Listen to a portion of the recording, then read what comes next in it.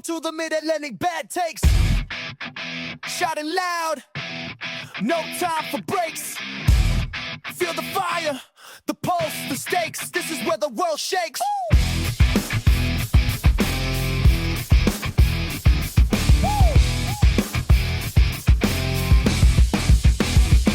Welcome to the Mid-Atlantic Bad Takes.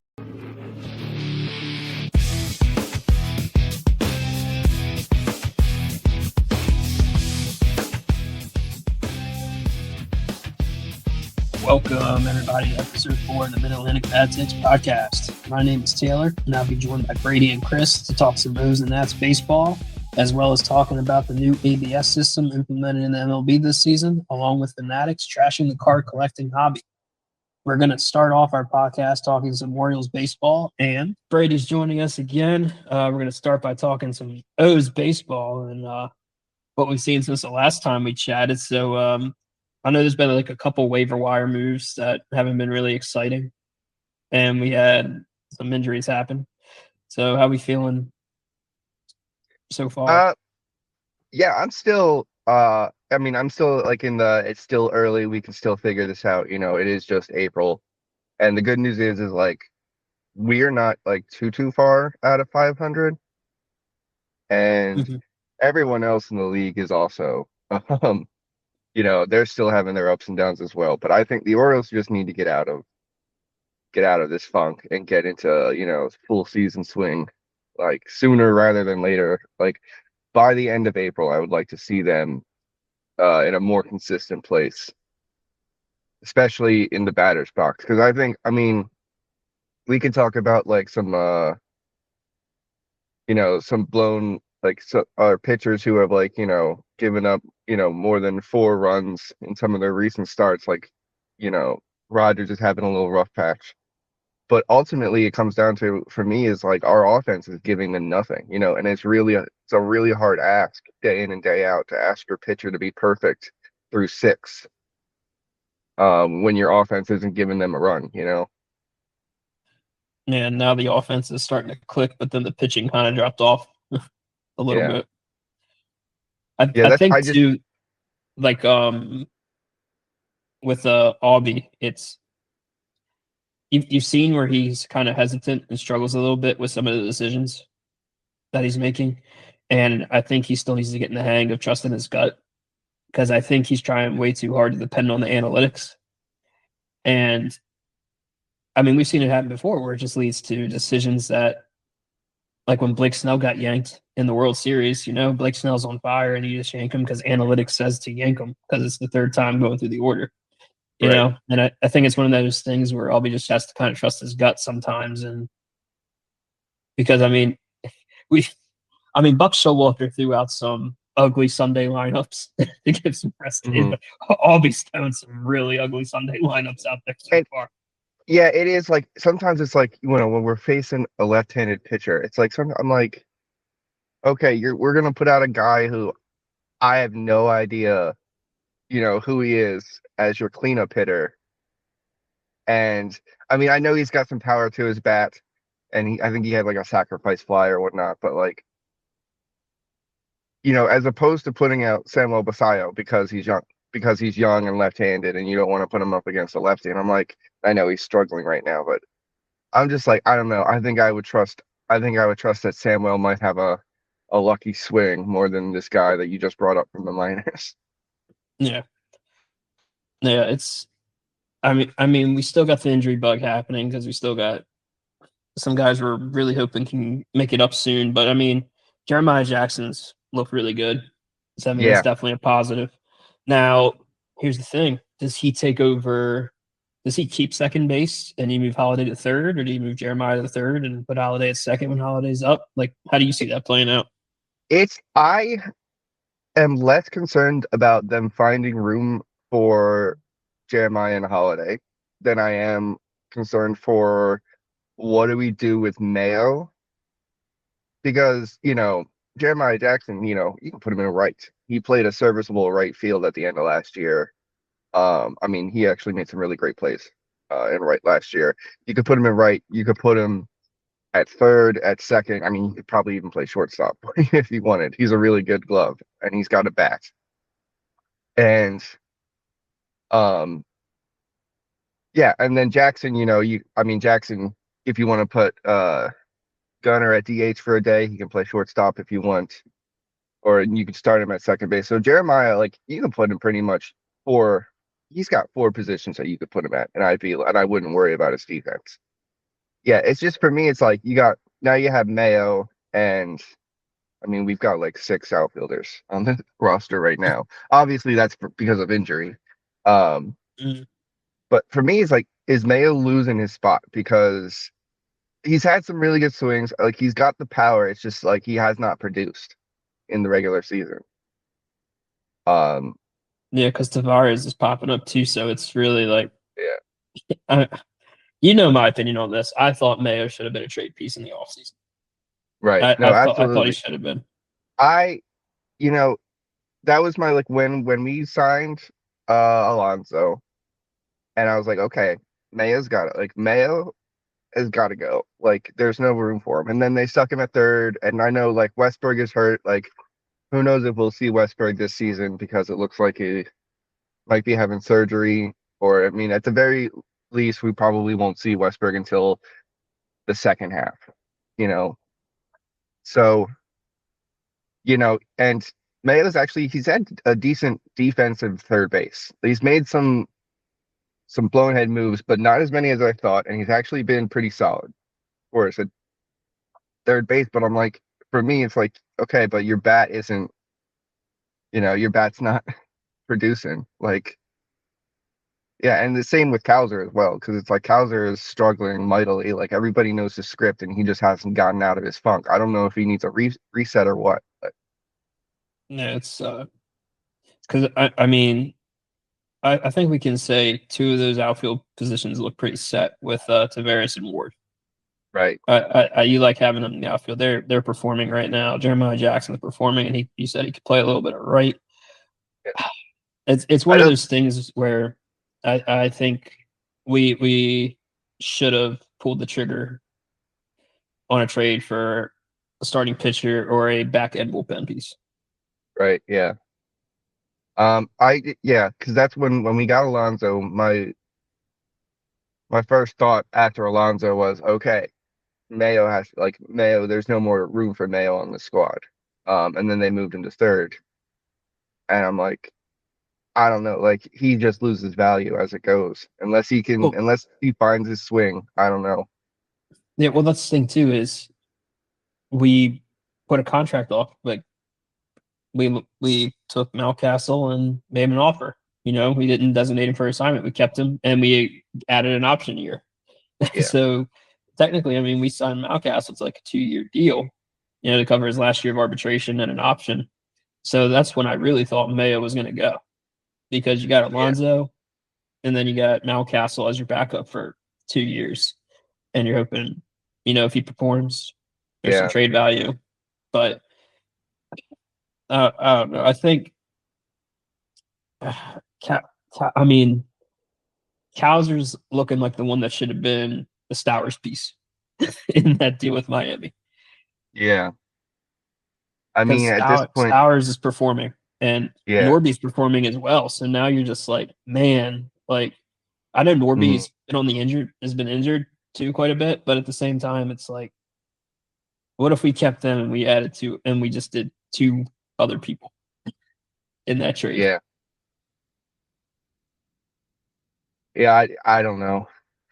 I mean, at this point, it's like, if my center fielder is going to bat under 200, then I might as well have Enrique Bradfield out there. Yeah. At least I'll have his speed and his defense. Should have signed Mullins back at this point, is what it seems. Yeah. I mean, like, but yeah, the one bright spot in the lineup right now, and I know Ward is swinging, he's doing good. Alonso, I think it's just going to take him longer than we all hoped, but I do think it is just he's just got to readjust to the new culture, to not being in a Mets uniform, not being in New York, not being in the NL. Now he's in the AL. Like, all that's a big mental adjustment, I think, for players. So I think I really do think come May, come June, we're gonna see the real Alonso. And we have already seen him like a little Well, bit now more recently. he started off slow last year too, Yeah. and he came back in the second half. So I mean, Yeah. I'm not worried too much about Alonso. He's gonna Yeah. find it eventually. And same with Gunner. Gunner will always find it. You'll see him. He'll get more and more frustrated, and then eventually, like, he'll take a deep breath, and then his swing will come back, and then he'll pop off like 5 home runs in 4 games or something. Like, Yeah, I mean, he did the same thing last year, you know. Yeah. So yeah, yeah. I'm not So worried not worried about about those those two. 2. I really do think we need Rutschman back. I think Yeah. he is like a really solid piece in the lineup that like kind of holds it all together. And I was looking up Jeremiah Jackson the other day. I was like, oh, like the narrative on this kid is he came out of nowhere. And I'm like, that's not true. This kid was always a baller. Like, if you look at his numbers, like he was drafted in 2018. He had really, really good numbers for the Angels in the minor leagues. And then he got injured and COVID happened. So he didn't play in 2020 and his numbers kind of dropped off. He got traded to the Mets. The Mets, he had solid numbers for the Mets, but the Mets never called him up. And so he chose free agency and wound up signing with the Orioles. And I'm like, and everybody's just like, oh, he's a late bloomer. I'm like, no, he's not a late bloomer. This dude is always raked. Like, well, here's the thing. He's one of those guys that I think was neglected as a minor league player because he didn't have that power piece. right. Right. Like, he makes contact. He's a contact hitter. Now the power, I mean, he's shown some power this season. Got 5 homers already. But I mean, when you're a contact hitter, the ball's going to find its way if you keep swinging. Yeah. And I do think the league will adjust to him. And I think his numbers, because there are some flaws in his game. He doesn't walk a lot. I think his strikeout numbers will go up and his bat will come back down to earth. But he's still a very solid, like you said, contact hitter. So even with all that, he's a great addition. And I think at the end of last year, we all thought like, great, we have a good utility piece to filter in the lineup, but I don't know how you take him out of the lineup at any point now. He's I think our best option for our 9-hole hitter is Jeremiah Jackson. Yeah, I mean, because now you're at this point too with, do you think about extending Adley with the way that Messiah is performing? Like, is his Adley extension kind of in the back of your mind? Because now you see how valuable he is in the lineup right now. I do think their intent was always to sign Adley, especially like if he showed like, obviously he had a rough last year, but he's going to be a superstar. But I just think their intent is always to sign Adley. I just think with some of these guys, they don't necessarily want the early contracts. They want, their value to build. And I think like with Samuel Basallo, that was a case where it just made a really good sense for a young kid to get, basically buy out his full arbitration years. And then I think like we added a year or 2 onto that. 2 years, man, just an additional 2. And he's still what, like 21? Yeah, he's 21. He's gonna be like going into his prime when that contract expires. So that made perfect sense for him. And it was a really good value for the Orioles. So I understand why they did that. And it's the same scenario with Boz. It's like the 5-year extension for Boz was also just another like really good value and also made really good sense for Shane Boz. But with like Adley and Gunnar, it's like it's not so much about it makes sense in the value for the Orioles. It's how these guys are going to command a really superstar contract. Yeah. And so let's talk about the pitching real quick. So Kramer's back. Kramer's being Kramer. 4.09 ERA. But here's the thing: 16 strikeouts in 11 innings pitched. We haven't seen Kramer the strikeout guy. I think he's mad. He's pitching like he's mad, and I think he is. So I mean, that's a good sign. He's striking people out this season, which because I mean, usually he's four around the 4-ish ERA mark, and he doesn't strike a lot of people out, but you're going to get 5 to 6 innings of 3 to 4 run ball. But striking people Yeah. out's a plus.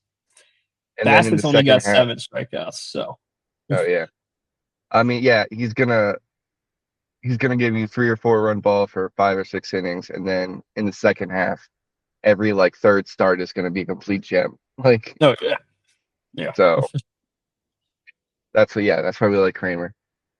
yeah. Bassett though, only 7 strikeouts, and here's the thing: Bassett was a strikeout pitcher. He's been a strikeout pitcher for a few seasons, and now it's like the strikeout numbers aren't there.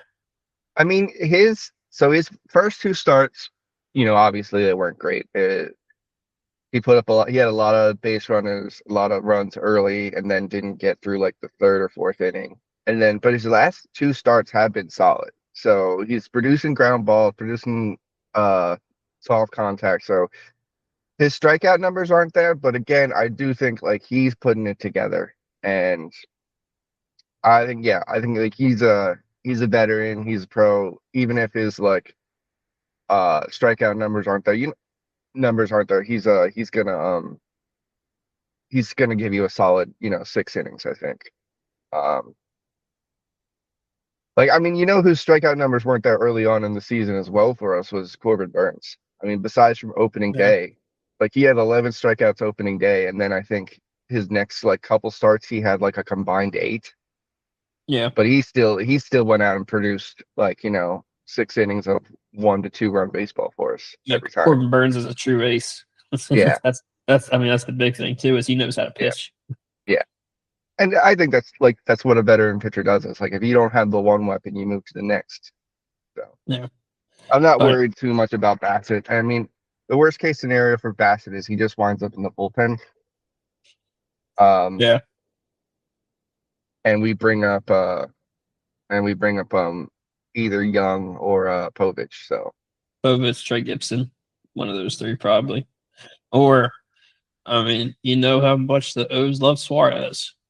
You might see him bounce back into the rotation. But hey, he's a solid long hand piece. So. I don't know. That 5 ERA is not looking too good right now. No, I like him better in the bullpen anyway. Yeah, I think our pitchers are. I still think our rotation is way better than people give it credit for. I do think there's several games, especially a couple of the Boz games, where like he had a bad inning, he gave up 4 runs, and whatnot, and then it's like we lost. But I'm like, we lost, but we didn't have any offense, and if we had the offense, the story wouldn't have been like, oh, but he gave up 4 runs. The story would have been like he had a bad inning and then he held on and got us through 6. Mm-hmm. Yeah, my biggest worry right now with the starters is everyone except Kramer has more hits than innings pitched. So that's definitely one thing that needs to change. Yeah, there's been a lot of traffic. Rogers, to me, those last 2 starts, I think it was the extra like couple of off days. Because if you remember, before they brought Kramer up, they added Povich. They almost did like a quick 6-man rotation, added Povich, and then Kramer came up to pitch, and then they went back to Rogers. And so he had those extra like few off days, and I think that might have just got him out of his rhythm. Yeah. Well, I get the thought process, but I mean that too, getting him out of the if it gets him out of his rhythm, it wasn't that good then, because I mean you look at Bradish, you look at Rogers, the injuries have been there the past few seasons, so you're trying to limit that to get him through the full season. But at what point? Yeah, I do think that we're gonna see those spot starts every now and again, especially if we have a longer stretch without an off day. As I think we're gonna see just like them, they're gonna call up Young or Povich, or Gibson, and we're going to give our starters that extra day just to keep their arms fresher. Like, I would be very surprised if Bradish, Boz, and Rogers made their 30 starts. I think they're probably going to make like 27, 25, 27. Especially Bradish, who's like, this is going to be his first year coming back, first full Yeah. year. So, Yeah, but I mean, good news is, I mean, back of the bullpen's looking pretty good. yeah, the Helsley, Cano, the bullpen Nunez. pieces, yeah, the bullpen pieces who we know, like the bullpen pieces who we know that are going to be there, not the ones that were, are just kind of like here because we have some injuries. But the bullpens that we know, like Wolfram, Nunez, Garcia, all these like question marks coming into the season, they've been really solid for us. Especially Garcia. Garcia has Yeah. been great. And Nunez, for somebody who was not pitching like 2 years ago, has been like fantastic. hmm Yes, I mean, there's definitely some pieces, and I mean, we're only going to add when Kitchens comes back. So I mean, that's a plus. Yeah, So I mean, what we thought was going to be a weakness is kind of holding out, but at the same time, you don't want to waste your bullpen this early in the season if your starters can't yeah, give you 6 innings. yeah. And I mean, even though you said that the 5 ERA is ugly, but I mean, still, I that's why I like a guy like what's his name? Fuck. Suarez, yeah, Suarez. That's why I like a guy like Suarez is because like if my starter only goes 4 innings, then yeah, Suarez is going to go in there for 2 or 3 innings. yeah, And and hopefully Aiken's back soon too to kind of help with that yeah, piece of doing a stretch if he needs to. oh yeah. I mean, once Aiken and Kittredge are back, I think our bullpen is that's a pretty solid bullpen, honestly. Yeah, I mean, and I then know, I mean Foster's probably going to be out, and then he's probably going to be get the leash yanked, and then I mean I don't know who else do you get rid of when they both come back is the thing. honestly, I think you get rid of that left-hander we just picked up from I forget who we traded him for. Foster. No, I his mean, name starts with an R. Racket. Racket, yeah. I think as soon as He's Aiken's back, I think Racket's gone. yeah. Well, I mean, here's the thing, because right now, I don't think he's on the 26 man. He's on the 40 man at the moment. Mhm. So he's not. So like, because right now on our 26 man, we got Foster, Wolfram, Suarez, Cano, Nunez, Garcia, Wells, House. Yeah, So, but here's the thing. I mean, we also got a ton of position players up right now. yeah. Um, So, and I mean, one of those catchers is gonna get yeah. I mean, yanked. I when mean, so Adley's back, the catcher that they brought in is gone. Sam Huff is gone. Yeah, Yeah. I So don't know. I don't know why they. I don't get this whole Maverick Handley and Sam Huff situation. I don't know what's going on. is Handley a left-hander? That's what I was wondering. Because like, if Handley's a left-hander, I could see them wanting to have a right-handed catcher. Uh, I think he might be a left-hander. Let me check real quick. Because that's the only thing that makes sense. Because Yeah, I would far prefer Handley behind the dish than Huff. yeah. No, he's a right-hander. No, I just see. Then I don't understand it. I don't like. Yeah. I mean, here's the thing. Huff for like right now. I mean, offensively, he's just a tad better than Maverick, but I mean, Maverick Handley's really good defensively. So Yeah, yeah, I'd rather have Handley because Handley's not going to play every day right now, and it's nice to have a yeah, defensive guy. But yeah. That's I mean, honestly like that's what I would prefer in like the backup. Like if you're not gonna have somebody like Basayo who is gonna be your DH when he's not catching, uh, I'd prefer to have the defensive catcher as the yeah, backup. yeah, no, I can see Jonathan Rodriguez or Weston Wilson getting the leash yanked probably Yeah. because right now we Well, got I mean, 13 position guys on that yeah, 26 man. Yeah, I mean those two, their stay up here isn't going to be very long. They're up here because of injuries. So, Yeah. and I mean O'Neal, he was had a concussion, and his concussion. I mean, I think he's out of concussion protocol now, so I could see him going, maybe doing one or two rehab starts at Norfolk, just to Yeah. get some rhythm, and then he's going to be back up here. Holiday for me, it's like I think it's up to Holiday at this point because I think the weird thing from what I've been reading with the hammy bone injury is like you just got to get used to the way your hand feels and the way your hand feels when you're like making contact with the bat because it's like a quick recovery. It's just like I think it's just like everything is going to be different now, and yeah, I think that's what they're waiting on for Holidays, just for him to feel comfortable. Yeah, I think because he was doing rehab and then he didn't like how it felt sore, so he sat out for a couple days, and now he's Yeah, back. and yeah, I think, He and was they in did the Frederick imaging. rehabbing. Yeah, They did the imaging, and I honestly think that maybe they just did the imaging to show him like, look, your hand is okay. yeah, Like you're fine. Like, take your time, but your hand is gonna be fine. Like, so it is, yeah, like it's a tricky injury because I was reading it because there was like three MLB stars, Corbin Carroll, oh yeah. There's a Jackson lot. Holiday. There were three of them who had it like within a week. They were all announced at this hammy bone injury, and it was like a weird Lindor, yeah, Lindor had Lindor, it too. and Lindor is not doing well, I think. Yeah, I mean, it's something you So gotta get used to, but at the same time,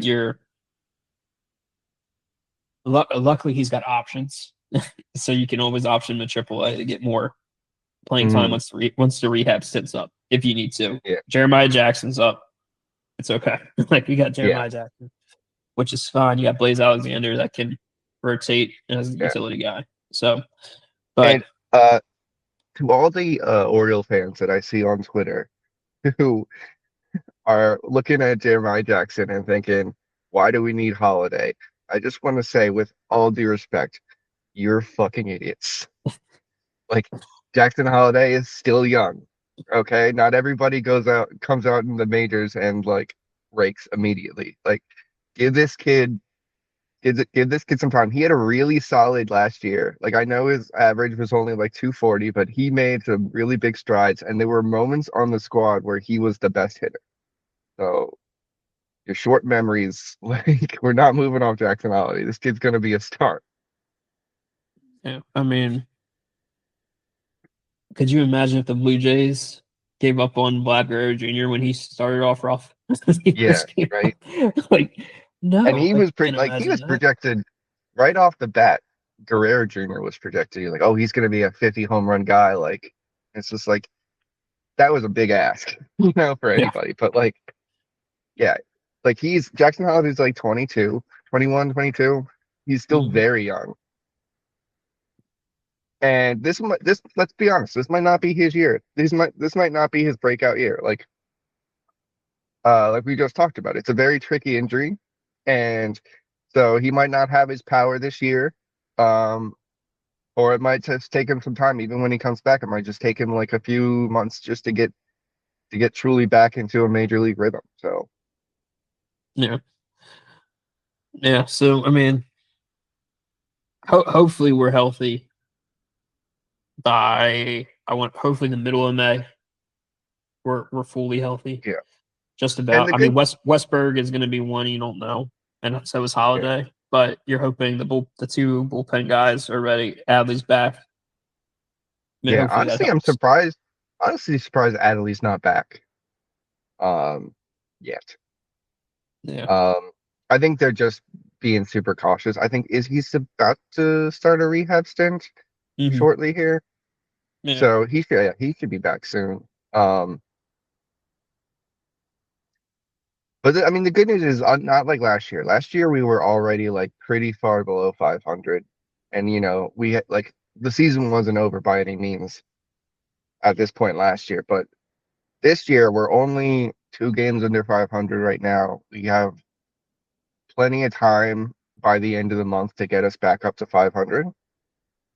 So I think the Orioles are in a better place than fans think.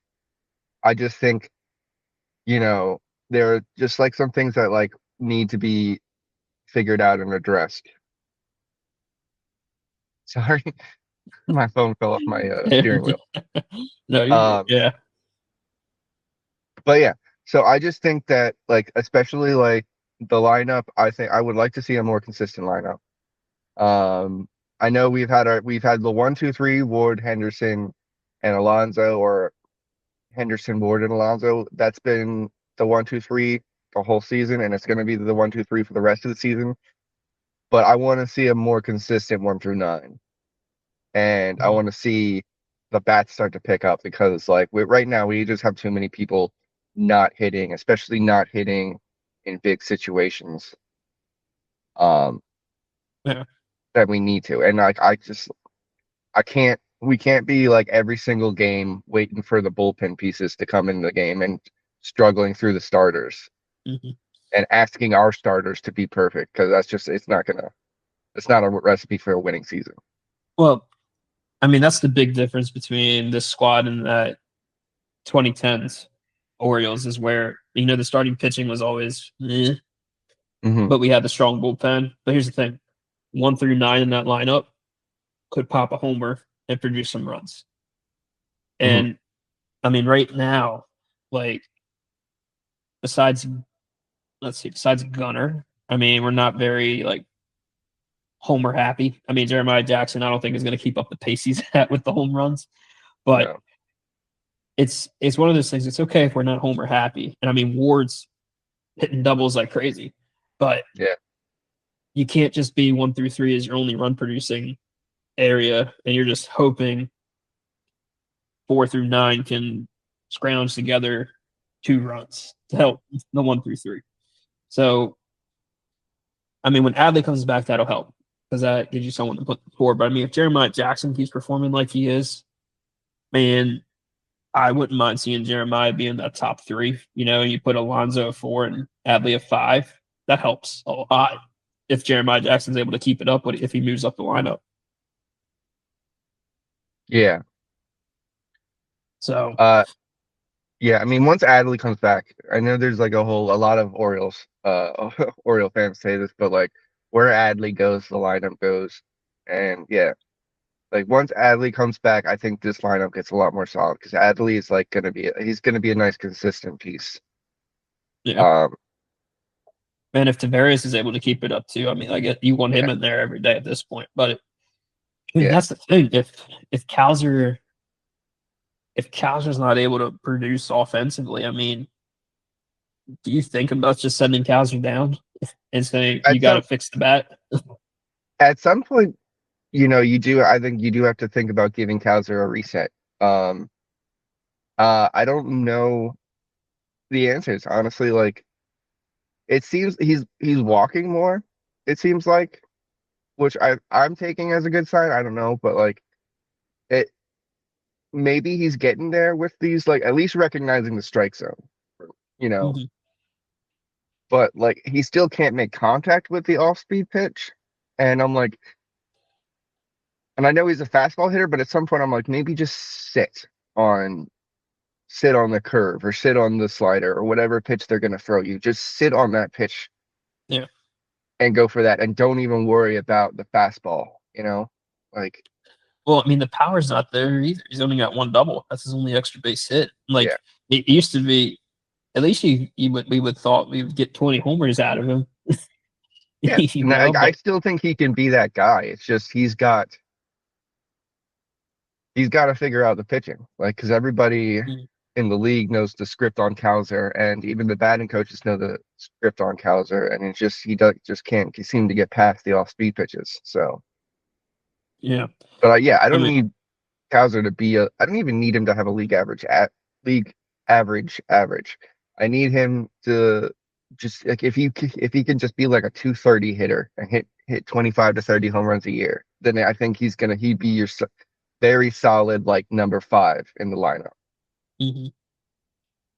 I mean, though, like, 230 with like 25 to 30 home runs, that's your Santander numbers. And Santander was one of the Orioles' like best hitters in most recent years. So, and we saw how much the Orioles missed his bat in the lineup.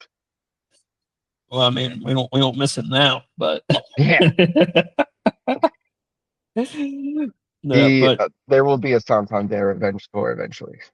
yeah, because I mean, just if you just look at all of this, I mean, Tavares is getting some more at bats. So Tavares, I mean, because you look at this now, Gunnar and Ward, they lead the team in plate appearances. Ward's got 103, Gunner's got 104. Alonso's at 96. And then, but you look at everyone else, it's a steep drop off. Like the next highest is 69. That's Jeremiah Jackson. You know, Yeah. Basayo's at 64. Mayo's at 62. Beaver's at 60. Calder's at 54. Tavares hasn't even cracked 50 yet. So there's got to be a consistent lineup. Albie's just got to find it. And I think Jeremiah Jackson's locked his place in.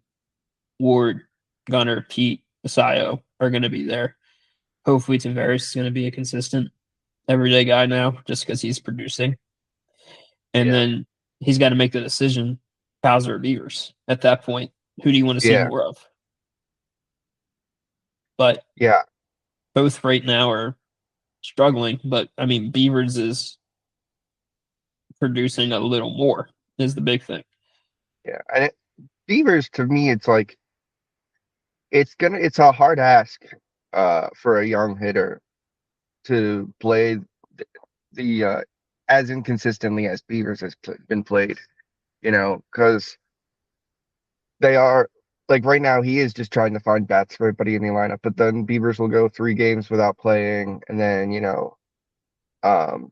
then he'll play for like 2 games. He might DH one of those games, and then he'll go for like another 2 games without playing. So it's like that to me is like the inconsistency of other bats is gonna hurt.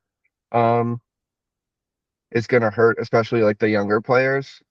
So that's why I think we do need that more consistent 1 to 9. And then then you gotta have to make decisions like, okay, if these guys aren't gonna play up here, we gotta send them down, you know? Mm-hmm. I mean, that's the story of the Orioles for the past few seasons. Yeah. Like Mayo, Peavers, Kaiser, Stowers. Yeah. We call you up, we leave you on the big league roster, but you only play once a week. And it's extremely hard because you're not in a rhythm. And then you're hopping in a game and, oh yeah, by the way, you're gonna face Screwball in this game. Yeah. And you're just like, what is this? Like I haven't seen this in So I don't know. It's just one of those things where I think Albie just has to stop trying to play the analytics game and just go with his gut and just say, this is my lineup. You know, if he wants to do what Buck did, Buck Monday through Saturday was a really consistent lineup, and Sunday was I'll just piece it together because I want to give these guys off days. Yeah, I mean, I think every once in a while you're gonna have a lineup where it's like, okay, this is our like backup squad because we just want to give some people some breaks. And that's fine. And I would prefer you do that if we won the first 2 games in the series. Mm-hmm. But Buck always did it. Buck always did it when there was a night game and a day game. Like if it was night game, he put the starters out there, and then the day game it was trot whoever we got on the roster out. Yeah. But yeah, I mean, like with Samuel Basayo, I know he's struggling right now, but it's like I want to see his bat in the lineup unless we're facing a lefty. Like if we're doing a lefty starter, then like okay, put Hupp in, and you don't have someone else DH. But like every other game from there, like especially with Rutschman not being in there, I want to see him in the lineup because he's not gonna adjust to the league until he gets the at bats. We saw it with Gunnar. We've seen it with Holiday. It's just like sometimes you gotta let them sit there and just work through it themselves. And his bat budget might go up during these struggles because we've already seen him snap like 3 bats over his knee. But hey, if that's what you got to do. I mean, that's what got Chris Davis fired up back in the day. So maybe that's what it is. No, Yeah. but I don't know. I do think we need to figure out that third outfield position, though. Yeah. I mean, to me, if Kowser's not going to perform and Beavers is not, and you don't want to march Beavers out there every day, I'm all on board of calling up Bradfield. Just because with Bradfield, you're going to get defense for sure. Yeah, you're So going to that's get the thing. defense and speed. Yeah. So you already know you're going to get that, and then it's like, let's see if the bat can do something. I mean, to me, reminds me of the movie Major League and Willie Mays Hayes. Like, if he can I'll just tell you. sit there and hit singles and get on base and steal bases, I'm for it. Well, I'll tell you one thing too is I see a lot of these guys, they hit the ball not like super hard to third base, and then you see them hustling. But I'm thinking to myself, who would beat that out? Enrique Bradfield. He would beat that, just that soft tapper to third base. He could get on base every day of the week with that one. So that to me, it's like that could be his bread and butter. And then if you get him on first, before you know it, he's on third. So we saw it in spring training where like a throwing error, which wasn't even that bad, got him to third base. Mhm. So like that's his speed. That's what speed does. Is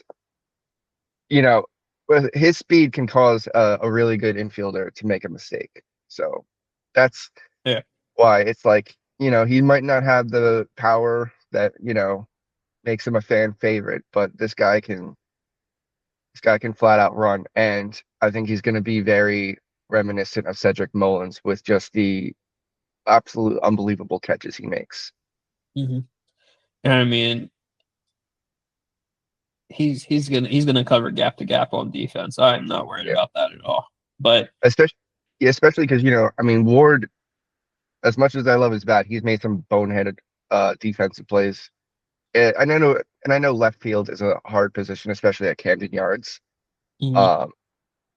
But yeah, he's definitely there's definitely been a few on the season where it's like, all right, Ward's given up at least a run. I mean, my thing is too, like, once we get a consistent lineup marching out there, you can put Ward in right field because it's such a short gap between what your center fielder should be able to cover and what your right fielder. Because I mean, you look at when Cedric and Adam were out there patrolling how many times. I mean, Nick Markakis was a great right fielder, but once we lost Markakis, we would throw Chris Davis out there sometimes. And I mean, Santander. I mean, he was nominated for a Gold Glove, but he didn't cover a lot of the field. I mean, Cedric Mullins was backing him up a lot to cover the gap. Yeah, Santander was he's a very underrated fielder, but yeah, you're right. He didn't anything right to center. That was Cedric's land. Yeah. Because Santander didn't move the way Cedric could. Mm-hmm. And then it helped also having Hazy in left, because Hazy was basically just like a center fielder, another center fielder at left, because he was fast. Because Mullins could cheat a little bit towards right field if he needed to, because you had Hayes up there. I mean, that left field, pushing that left field back has kind of ruined that a little bit, just because now left field's got to cover some more ground if it's going over the head. And you got that pushed back wall, which I don't know. At this point, if we're not going to be, if it's not attracting top tier starting pitching, I'm just like, move the wall back in. Just move it in. I mean, Aaron Judge can have his home runs at this point when we play the Yankees. Just move it in for us at this point, just because we play there 81 games. I absolutely love the rage that wall causes Yankee fans when Aaron Judge pops out to deep left. Like the absolute man crying of Yankee fans every time that wall gets Judge out makes it all worth it to me. I mean, like, in all honesty, that's the only person. It's like, I mean, it's really put a damper on his stats at Camden Yards, because I mean, every time Judge would come, crap, even Gary Sanchez when he was on the Yankees, it was just like every game it was like popping off home runs. It's just like, oh my gosh. Yeah, I don't know. I mean, I think the only thing that's truly going to attract top tier pitching to Camden Yards is winning, is proven long term success. So, and Yeah. I think it's coming. I do think it's coming. Um, you know, I have a lot of faith in this lineup, and I have a lot of faith in Albie, and I just, guys gotta get through it, and maybe that's part of it too, is that there is a new management and basically a whole new coaching team It's out like there. it's like in the majors, it's an entire new staff in the Yeah, majors. I mean, I think Buck Britton and Drew French are the only two that came back. Hmm. So that to me tells you, I just think that especially with some young guys, like maybe that's an adjustment that they're making. But yeah, it's frustrating, just like the inconsistent play, because like sometimes they look like the 2023 team, and then sometimes we look like 2024. Yeah. And yeah, so hopefully by the end of May, I would like to see more consistent, and I want to see them all getting back into where they need to be. Absolutely. All right, we'll take a quick pause real quick, and when we come back, we're going to talk about how Fanatics is ruining the card hobby. Oh, that's going to be fun. All right, we'll be back in a second. Small business owners, are you spending more time balancing your books than building your business? It's time for clarity. At the More You Know Business Services, we provide accurate, timely, and personalized bookkeeping and advisory services. We were founded by a certified public accountant and financial strategist, alongside an experienced bookkeeper and data analyst. We offer the perfect blend of big-picture financial strategy and meticulous day-to-day detail. This unique combination means you get more than just numbers. You get the confidence to make smarter decisions, fuel your growth, and focus on what you do best.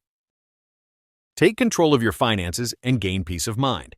Visit themoreyouKnowBusiness.com to schedule your free consultation today. That's themoreyouKnowBusiness.com.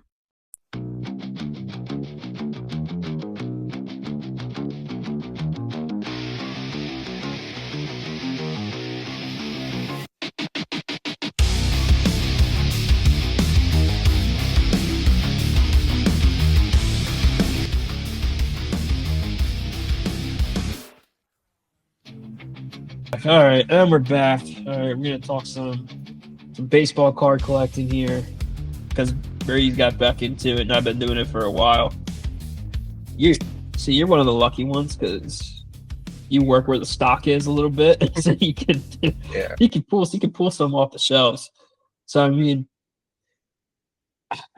like this is your first year back, and I mean this is the first year Fanatics has taken over the Topps printing.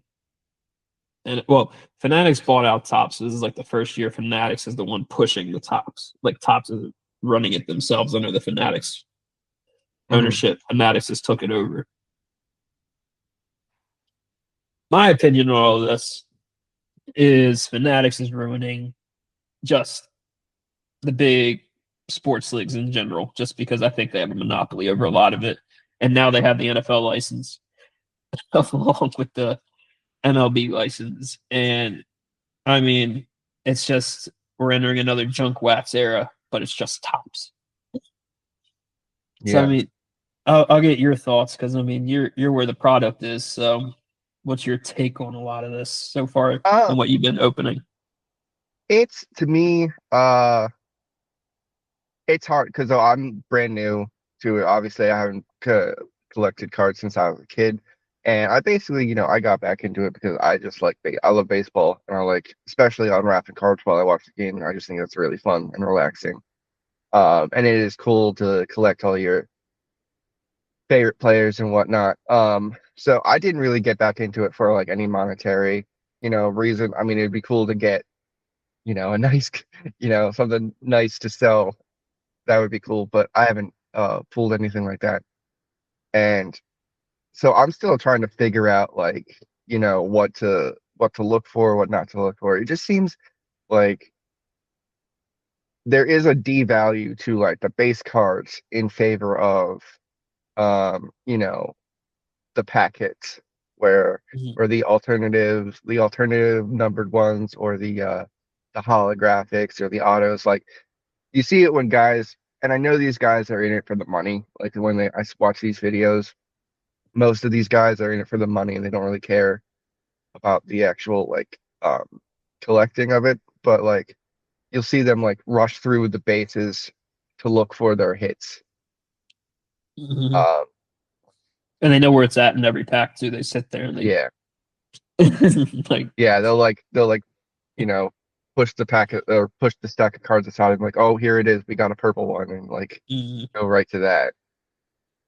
So and that's to me like you see it in a lot of like collecting industries and a lot of like industries where there's one big producer and then there's like a ton of like smaller producers like like Wizards of the Coast is they do Dungeons and Dragons. They're the biggest Dungeons and Mhm. Dragons company, and they have such a stranglehold um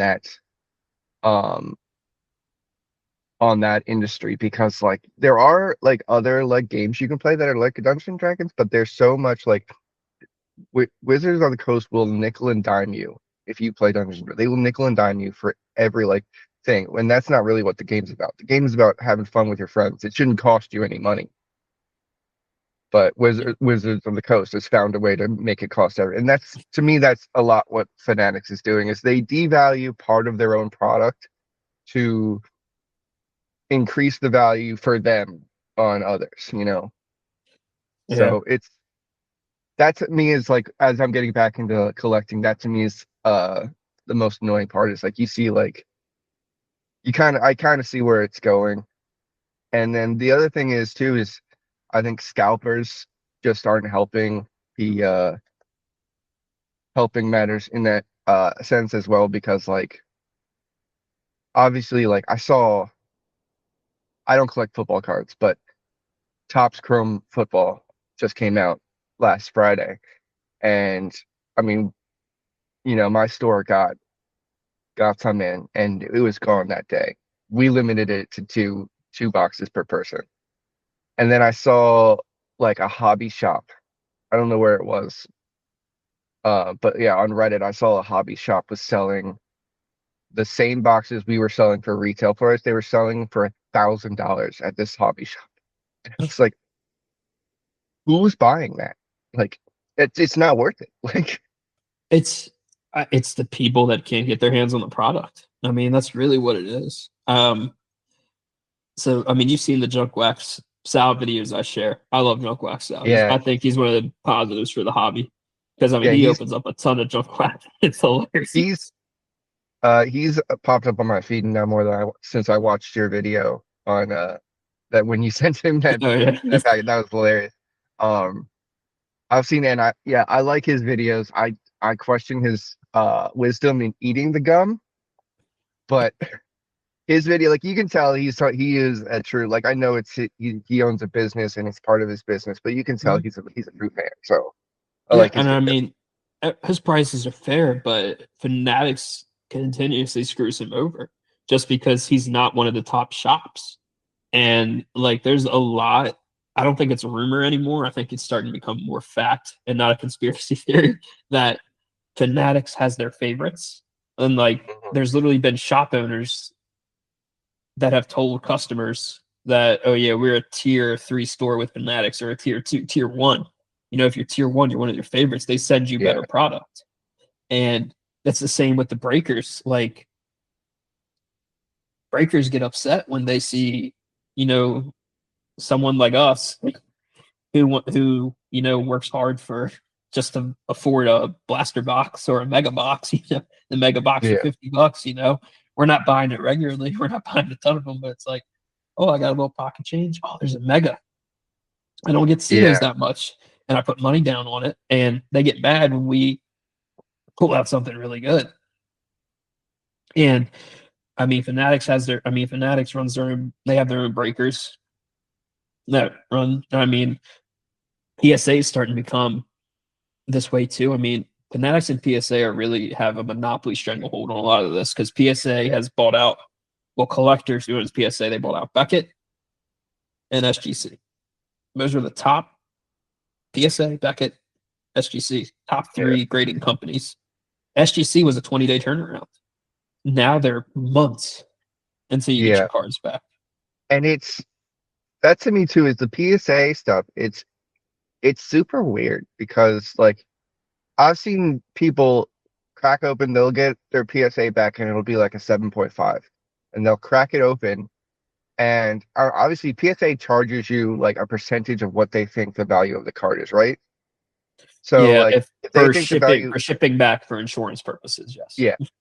So they charge you, you know, like if your card's worth $100, they probably charge you like $15, which, all right.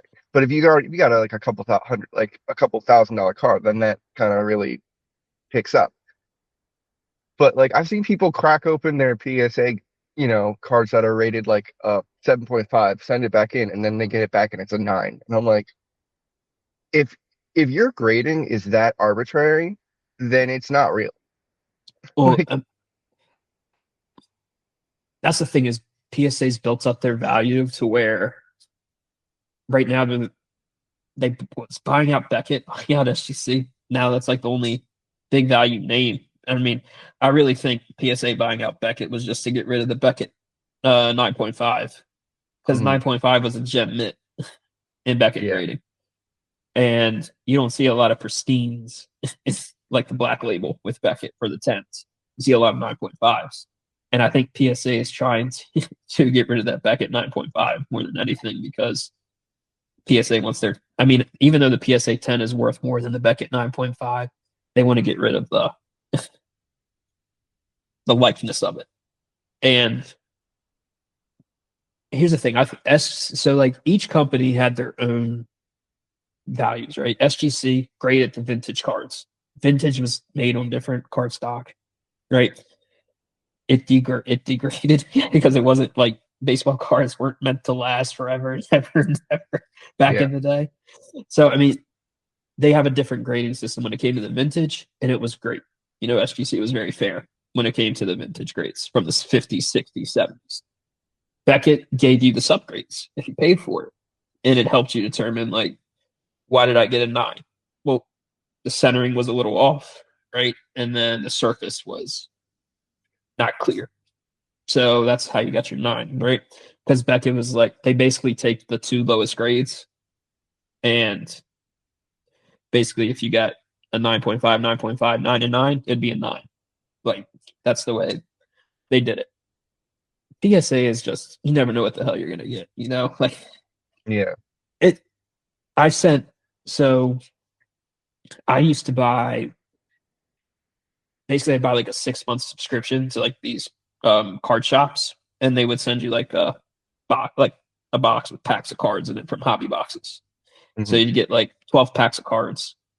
And I want to say before 2023, it was awesome because I mean I pulled a lot of good stuff out of there. Like I would pull some auto cards, I'd pull some numbered stuff, and I mean I didn't pay that much. I only paid like $200 for 6 months just to get packs sent, and I got some good stuff. And I hit 3 Topps tier 1s like Mike Trout relics. Nice. I sent them all to get graded, and there was one that I damaged putting in the sleeve, and I was like, "Oh crap! I ruined that corner." That got a 10, and the other 2 that I did not damage whatsoever got 8s.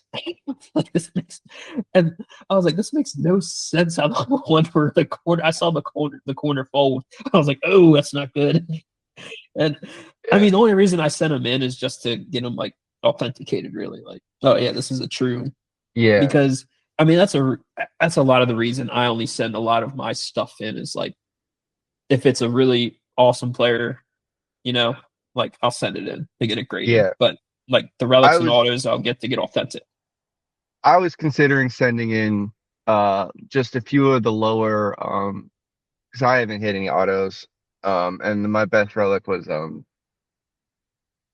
Bryce Harper Mhm. that I pulled.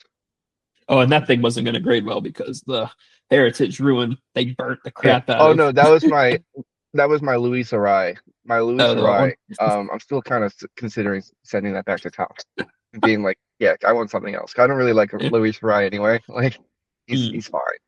Um, but the Bryce Harper one is actually in good condition. That one was a Series 1 pull. So I'm considering sending my Bryce Harper relic and the 1 of 99 Mike Trout that I Mhm. pulled. Just sending them in to, because I honestly like, I don't really care too much about the crate. I just kind of want them in the plastic just to keep them Yeah. nice. So Uh, yeah, I mean, CGC right now is up and coming when it comes to grading. mhm. I mean, they're more like the SGC where it's like a set price. Then send it in, they grade it. Tag grading is one that's coming along. So that's AI grading. So basically, they screenshot your card or take a picture of your card. Yeah, AI does the grading. yeah. I've seen some apps that advertise like, are you considering sending a card in for grading, but you're not Mhm. sure? Like, take a picture of your card, and the app will tell you what your grade should be. Yeah. So I I think it only works for centering more than anything with those yeah, apps because I'm that's not the only thing it can really see is the centering. I'm not a big fan of AI tools. In terms of stuff like that, I prefer, I know we say, I would just prefer a more strict guideline of, what degrades your card. Because every card should start out at 10, Mhm. and then the grader should mark down, okay, there's, rough cornering, the off center, like, and Yeah. then like each grade, then you should mark it down, and then that's how you get your final grade. So I Well, don't know. that's why people loved Beckett is because you could get the subgrades to really know why.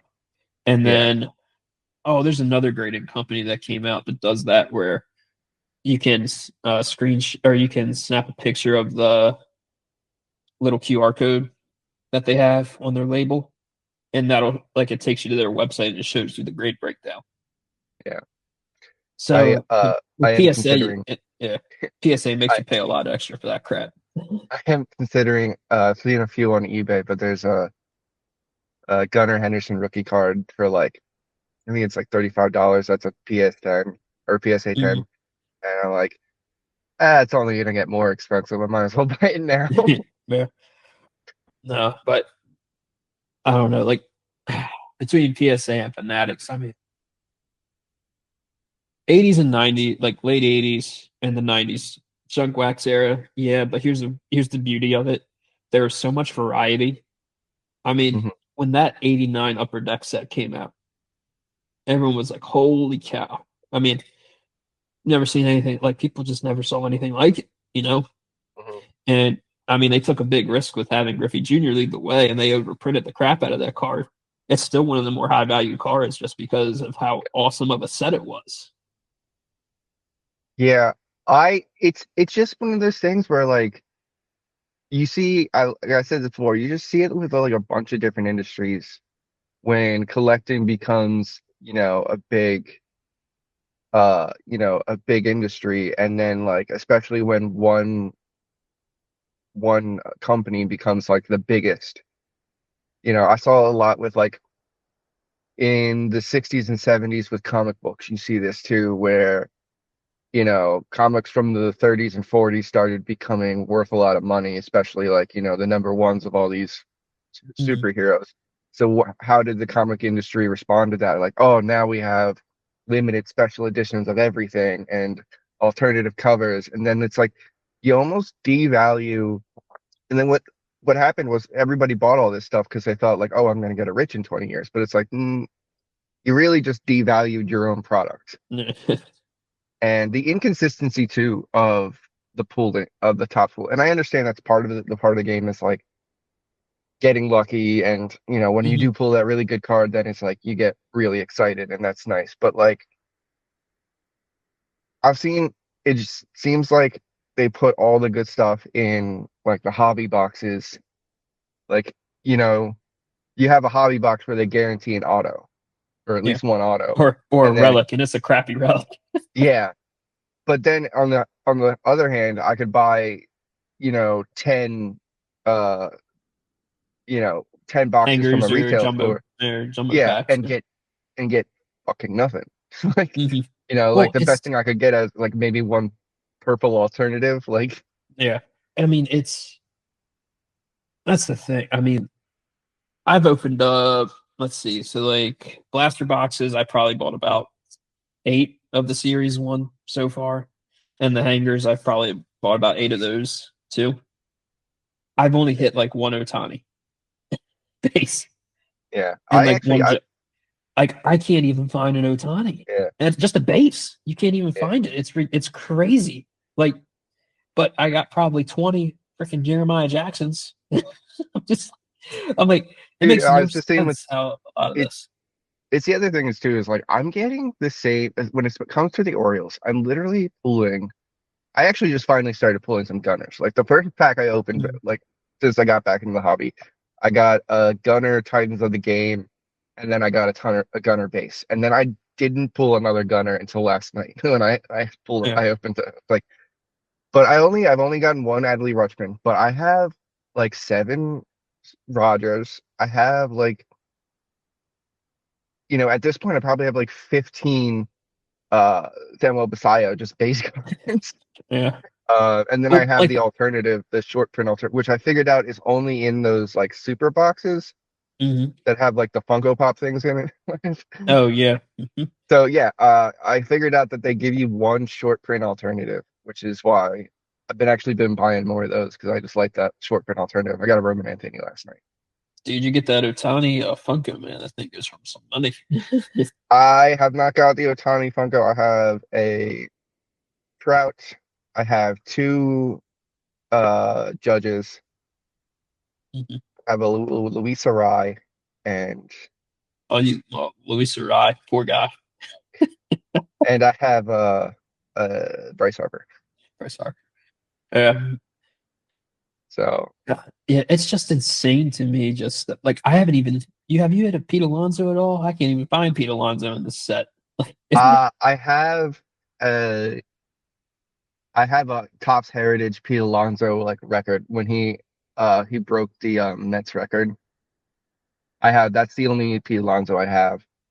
like And then I have like 7 Tyler Wards. I finally found a Ward and the Heritage set on the Yeah. Orioles. I finally pulled one of Yeah. those. All my awards are from Heritage. It's funny too because it's like I have one Heritage Basayo, but then I have like dozens of Series 1 Basayos, and then I have 7 Ward Heritage, but I don't have any from Series 1. It's funny because I just can't seem to find. Well, I really want to see the printing breakdown of a lot of these cards because I really feel like they shorted up printing some of the base players like Otani. It's just Yeah. crazy to me that out of all these boxes, I've only pulled one Otani base. That's insane.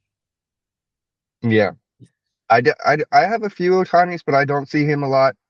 Um, I've got a lot of Aaron Judges. In fact, the New York printing, the New York players, I swear they print way more uh New York Oh, players than they do anything else. Because I recently like divided up my cards by team, mhm.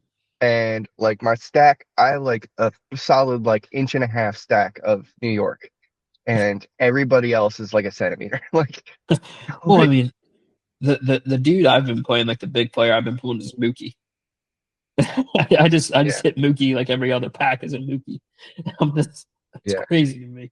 Oh, and Jack Taglione, that's the big rookie, and I've been pulling. Uh, there's one Reds rookie pitcher. I don't know his name. He's like overweight. He's a little overweight. Um, I probably had like 25 of him of this rookie card.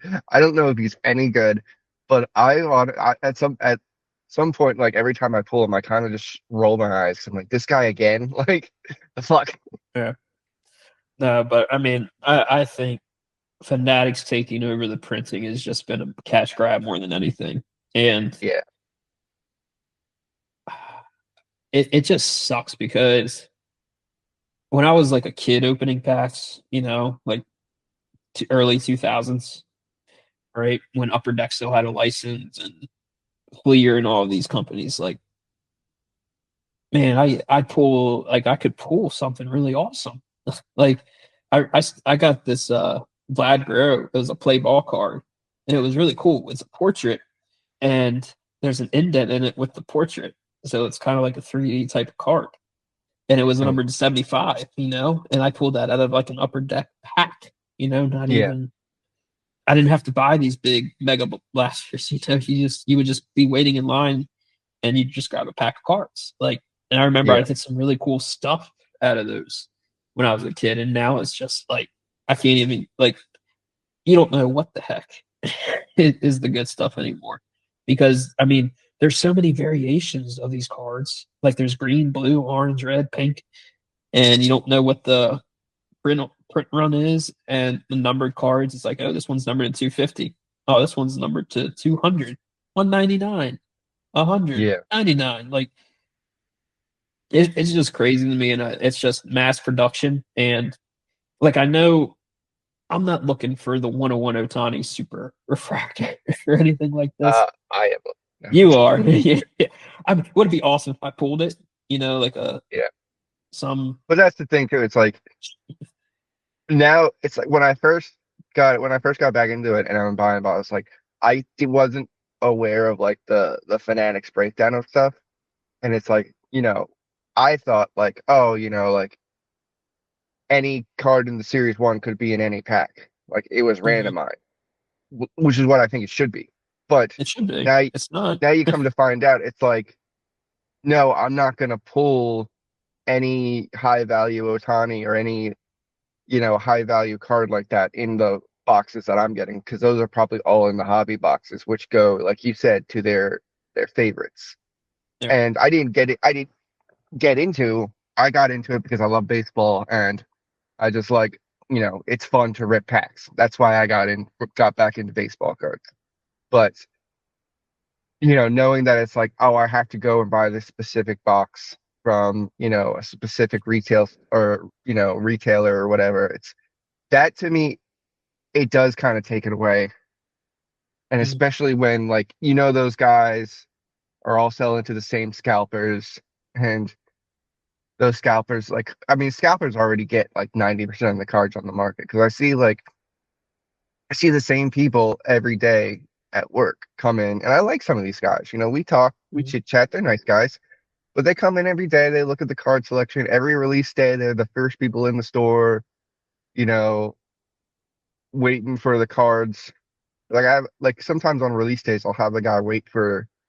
We'll just be waiting in the store for the UPS to show up to see if we got any cards. Mhm. And it's like, and luckily most of them don't get mad. Like when anything new comes out, we just had to start putting limits on it, like, 2 boxes per person, because it's like I can't have one guy come in and buy all the boxes, and then like for the rest of the day, everybody else is coming in. Hey, do you have this? Hey, do you have this? And it's like not good. Yeah. No, it's crazy because even when I go out like grocery shopping or anything, like I peruse the card aisle just to see what they have. Mhm. Like I'm not sitting there like, oh, look at all these boxes and just grab as much as I can. Like if I see like a blaster box, I'll pick it up, for $25. I don't really care that much. But I mean, I'm also it's just crazy because if you get there like the cars are usually set out like around 10 a.m. as the guys there like putting the cards up. You could see the line wrapped around the store aisle with like 15 people just Yeah, waiting to grab cars. It's just like, why? Like it's like I don't, and it's there's no kids. It's all like middle aged, grown adults. It's just yeah. and it's just like, And come on, guys. it's like worse with Pokemon too, because I remember when Mhm. I was a kid, my mom used to bribe us with Star Wars toys and Pokemon cards. If we were good, we could go, we could either get a Yeah, toy or we could get a pack of Pokemon cards. and there were $2 Pokemon cards, Yeah. just a pack. And like they were always in stock. There wasn't Hmm. this shortage. There wasn't this like, artificially produced like shortage of Pokemon cards Yeah. in the market. You know, they printed them because kids wanted them. It was a hobby for kids, and now it's a hobby for people to, again, you know, these got people who are buying Pokemon. They're buying it for because one of the Paul brothers got made No. $1,000 off of Yeah. a Charizard, Yeah, or because he something bought like a that. PSA 10 Charizard Hollow Yeah, like $5 million or something. Like it's yeah. just It's like it's everybody's chasing. They're not buying it because they like Pokemon. They're buying it because they're chasing the high value card, which is yeah. artificially made high value by whatever company does Pokemon cards. Probably Yeah. Fnatic. Yep. No, I remember when I was in like 2000 when my sister would have dance. There was a comic book store across the street. So I would go to the comic book store during dance with my mom and I would buy like 3 packs of Pokemon cards for like $5. And Yeah, they're all stock. It's like so many kinds. Like, you had the Neo, like the Neo Destiny, you had the yeah, base Pokemon game stuff. Like they just had different jungle. right. Like it's just, I don't know. It's just crazy now to me with a Yeah, lot and of this it's stuff.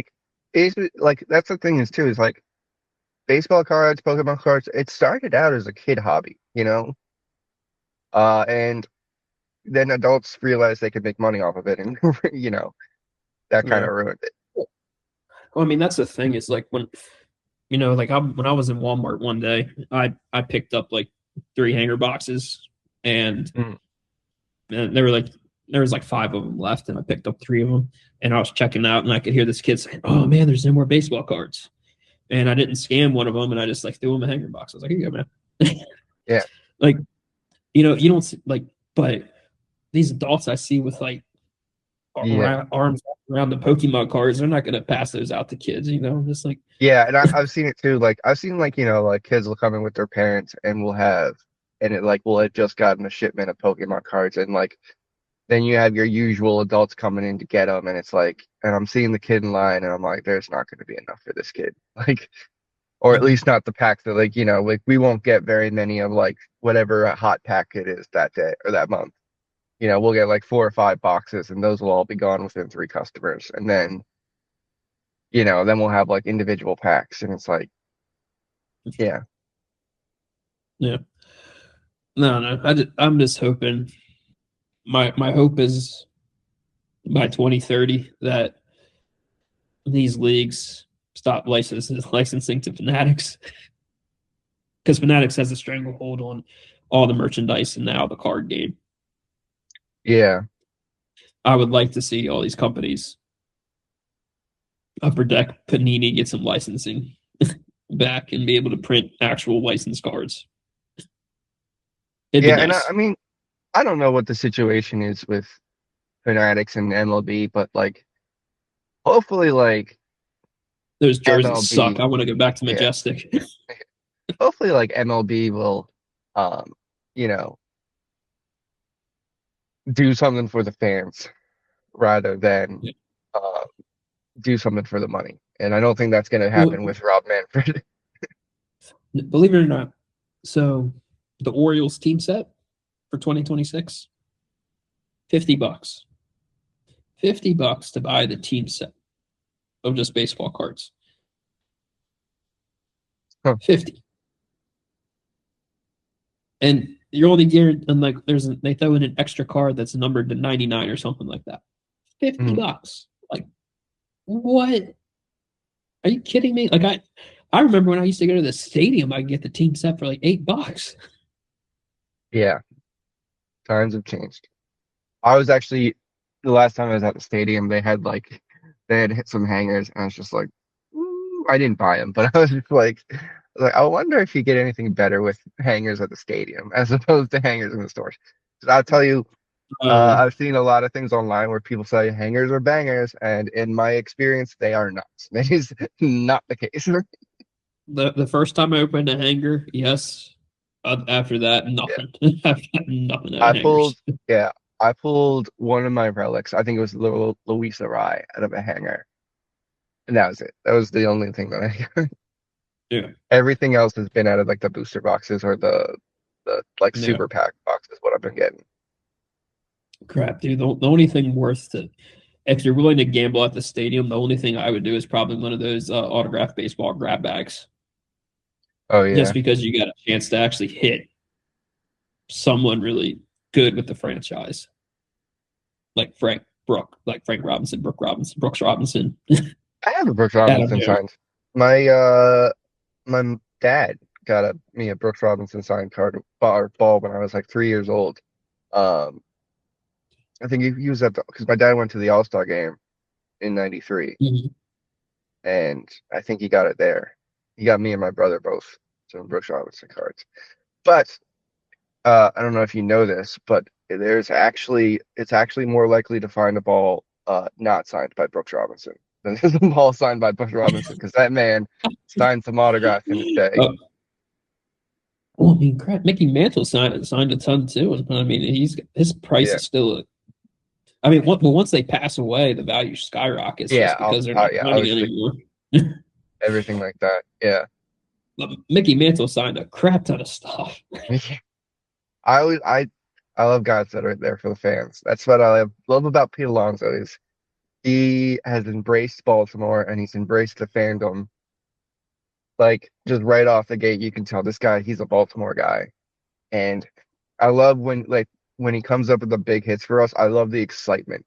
Like this is a guy who's a pro, been in the league for a while, and you can still see when he comes up for the boys just the excitement that he has. Like when he got that big double, that two RBI double like a week or so ago, and like he was like pumping his fists. Like I was like, this is our guy. Yeah, man. Yeah. Well, awesome chatting with you. Yeah, man. Always And fun. next time we chat, yeah, we'll talk some Ravens draft. Oh 'Cause who yeah, that is knows how coming that's up. going to go? Yeah, Yeah. And it's coming up on Thursday, so who knows how that's going to go? And then hopefully the Warriors will have it figured out by then. hopefully. We'll see. Yeah, man. This is it's gonna be a telling series coming up here. All right, we're going to take a quick break, but when we come back, Chris will be joining us to talk about the new ABS system in the Bigs, as well as some Nats baseball. So stick around, and we'll be back with some more bad takes. Hey, everyone. I just wanted to give a little plug to share an awesome way to give back to those who serve our country. There's a program called Cards for Military Kids, where your sports cards you have sitting around from the junk wax era or the new junk wax era we are currently in, thanks Fanatics, can be donated to students who attend schools in and around military bases.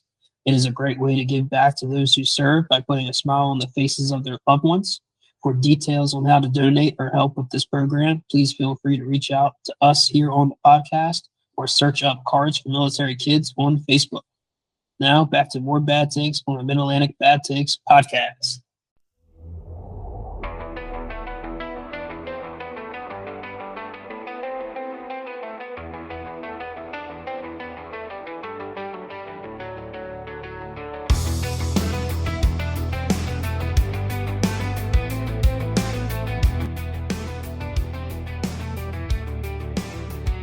All right, Chris is joining us for our little podcast special here. We're going to talk some ABS and the new ABS. system. So, bring up your stats. I know you're the stat guy. You love them. ABS stands for Always Bring Stats. And ESPN actually just put out an article like showing us all of the ABS stats. There's the people who are the batting leaders. They've got the percentage and also the number of times they've done it. The pitching leaders, the catcher challenge leaders, and then the team leaders. So, let's go through each of them. The batting ABS challenge leader is Teoscar Hernandez on the Evil Empire. He is 4 for 4. He is 100% success rate.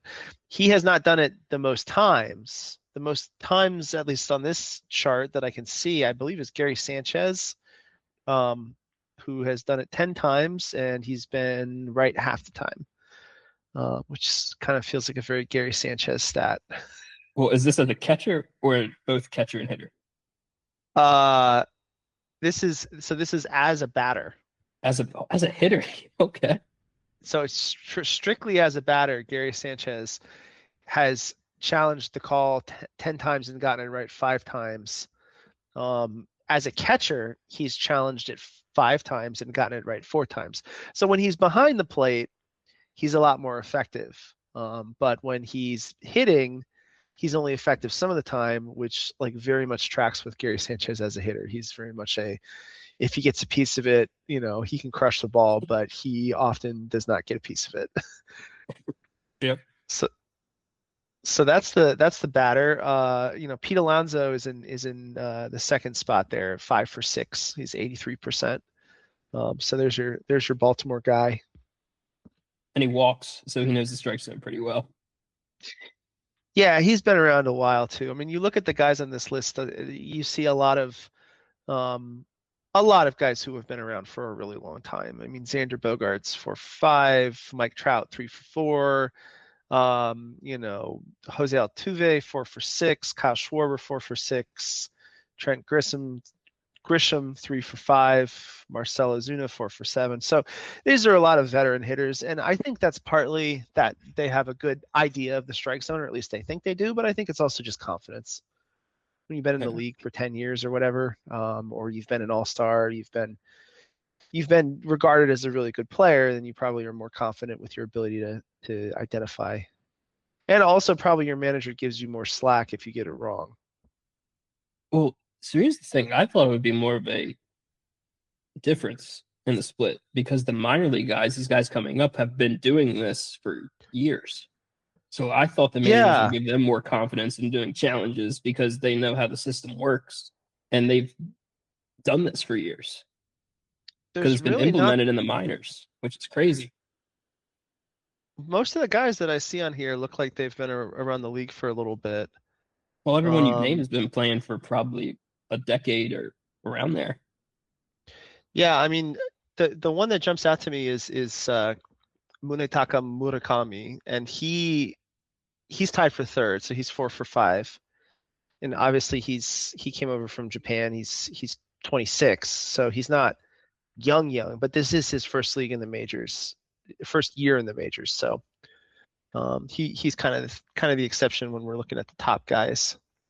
But yeah, I mean, here it's Teoscar Hernandez, Pete Alonso, Xander Bogaerts, Munetaka Murakami, Mike Trout, Miguel Vargas, Edouard Julien, Austin Martin, Ivan Herrera, Michael Garcia, Kevin McGonigal. Those guys are tied from first place to tied for 9th. And majority of them have been around. So yeah, that's the crazy thing. So how about pitchers? How are the pitchers looking when they challenge? Well, I think what really jumps out about the pitchers is that there's been a lot fewer challenges. There are a bunch of pitchers in first place, 10 tied for first, because they're 1 for 1. So Freddie Peralta, Max Fried, Chris Bassett, Casey Mees, Hogan Harris, Ryan Helsley, Edward Cabrera, Jesus Luzardo, Clayton Beater, and Bubba Chandler have all successfully challenged once and gotten it right once. There's a couple folks who've tried it twice. George Kirby tried it twice and got it right once. Gregory Soto on the Pirates and Osvaldo Bido on the White Sox tried it twice and got it right neither time. So I imagine their manager's probably not too happy with those guys. Well, and the thing is too is those are the clips I see the most of is the umpires arguing more with the pitchers about you can challenge and the pitchers are barking like that's strike and the umpires like challenge. Yeah. So I think I like how it's leveled out the playing field a little bit between the pitcher umpire dynamic. But at the same time, I mean, we've seen how valuable these challenges can be because if you lose them early, I mean, you CB Buckner behind the plate, it's not good.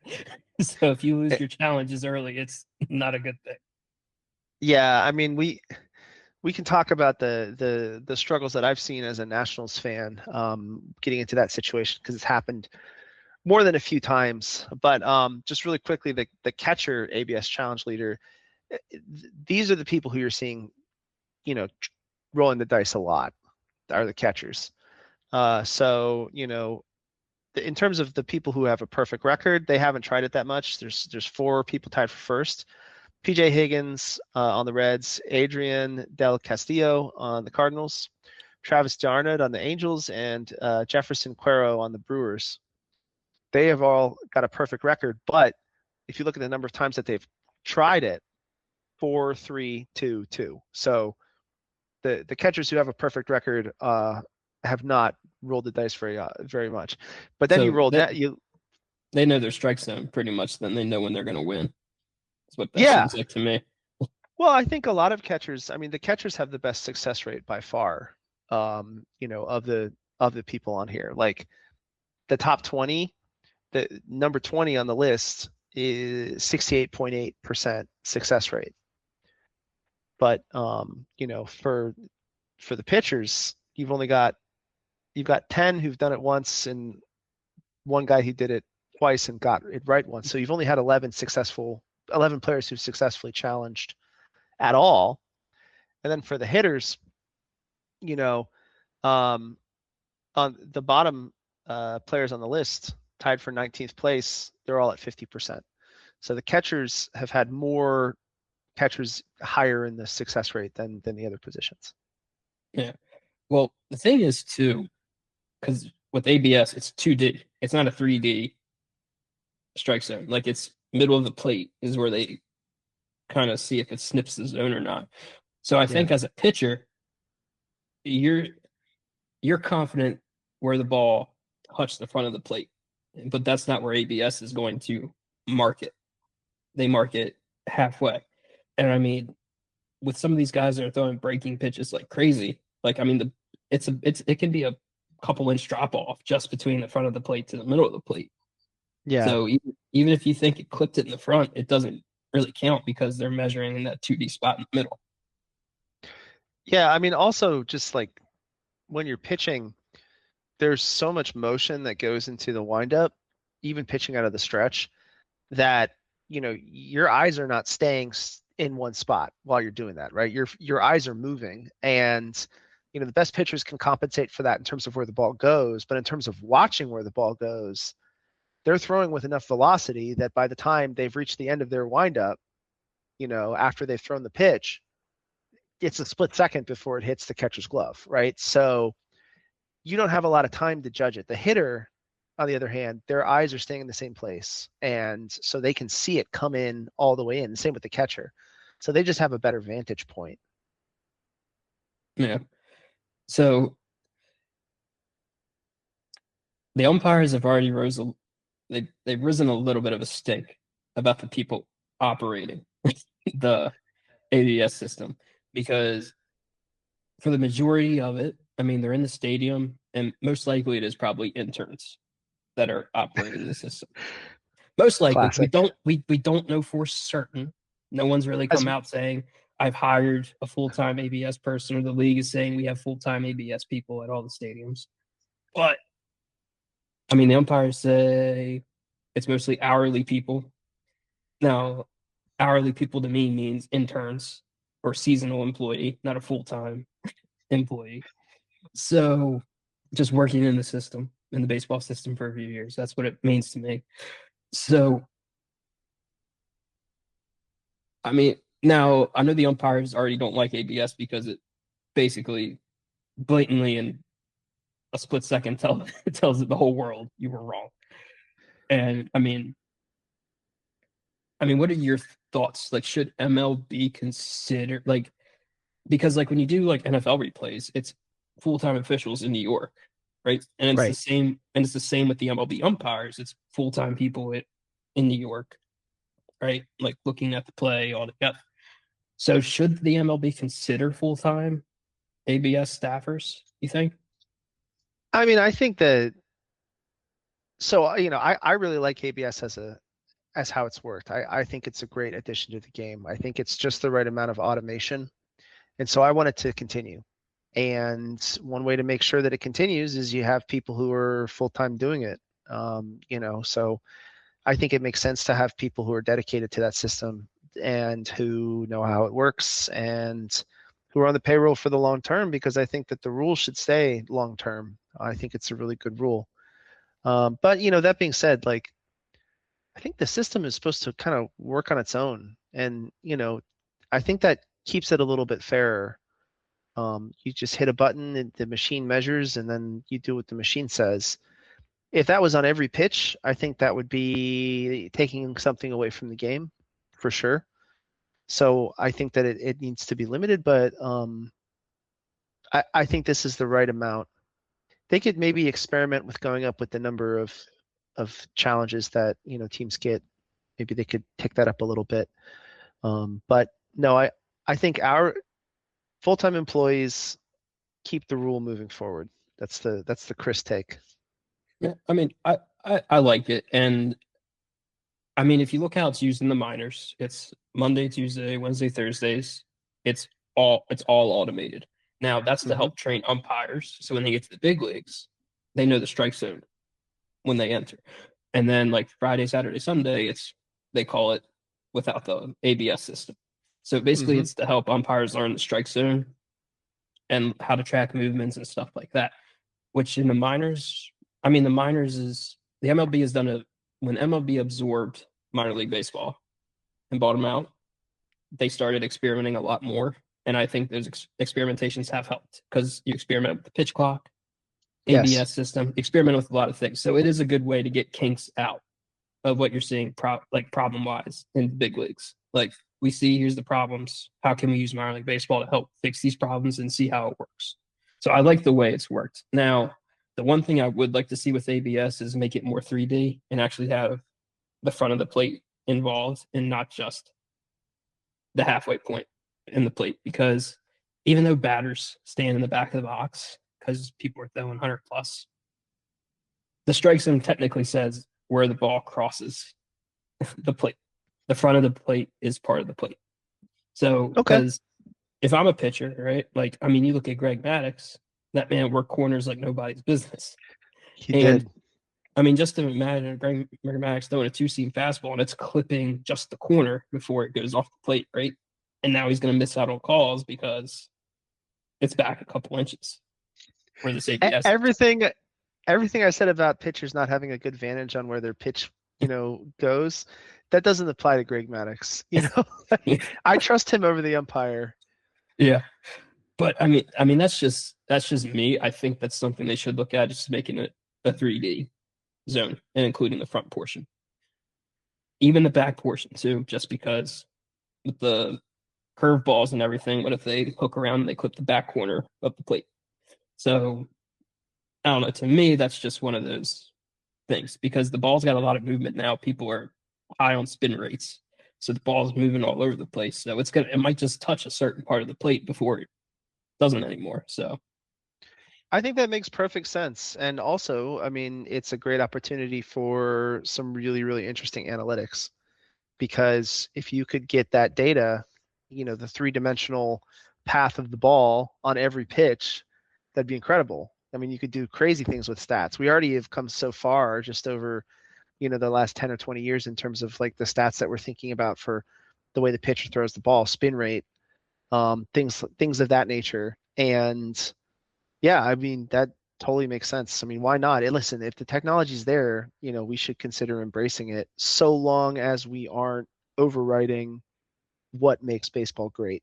But yeah, like I'm totally fine with 3 challenges, like a game, like for a team. That's fair to me. Like for challenging a ball or strike, because we've seen it's pretty quick. Like it eats about 10 seconds. Now, I don't think the umpire needs to sit there and literally like do the click on and off and announcing. Like I think they can just point at the person and say that's challenging. Like they can literally do a hand signal and say challenge or something, and then point at the person challenging. Like as a fan, worry about that clicking on and off of the mic. It adds an extra layer of excitement to the game, I think.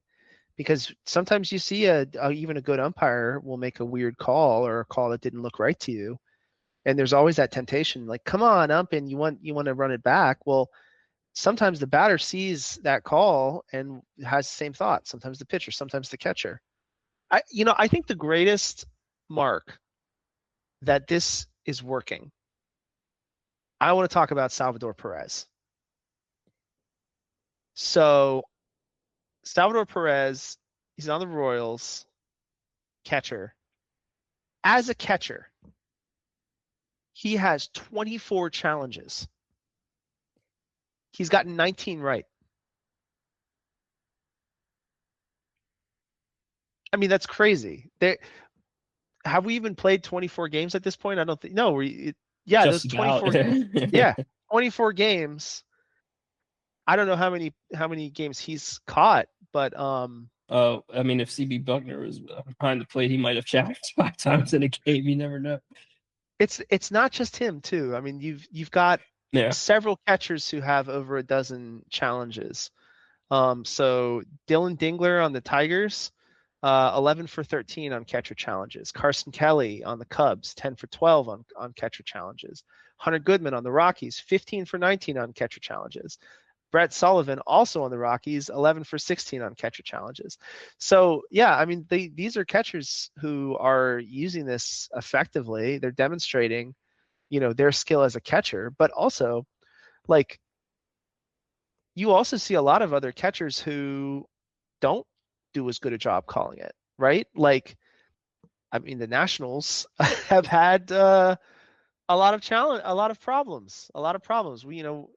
We have 30 catcher challenges, and we've been successful 10 times, 10 for 30 for Drew Millis and Keibert Ruiz. So I think it provides another avenue for these athletes to compete, and particularly for the athletes who have the most to show by their command of where the ball hits the plate. And that's the catcher. It's a catcher skill set.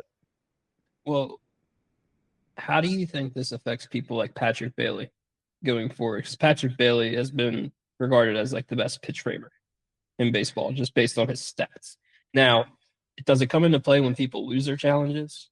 Yes, absolutely. Can it play some mind games if he's pulling strike calls and hitters are afraid to challenge because Patrick Bailey's just so good at framing? Possibly, but he is only known for defense. So It's one of those things where, is this going to devalue his skill set in the next few seasons?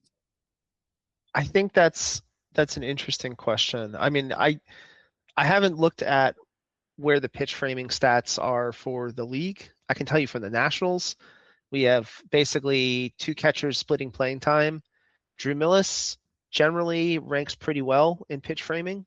Keibert Ruiz generally ranks pretty poorly for pitch framing. And the combination of those 2 guys is leading to very poor outcomes in catcher pitch challenges. So, I mean, it is a different skill set. I mean, when you're pitch framing, you are acting to the umpire, right? So, I mean, and also to the batter to an extent, but it's a little bit different than, where the ball actually goes. It's where you want people to think the ball goes.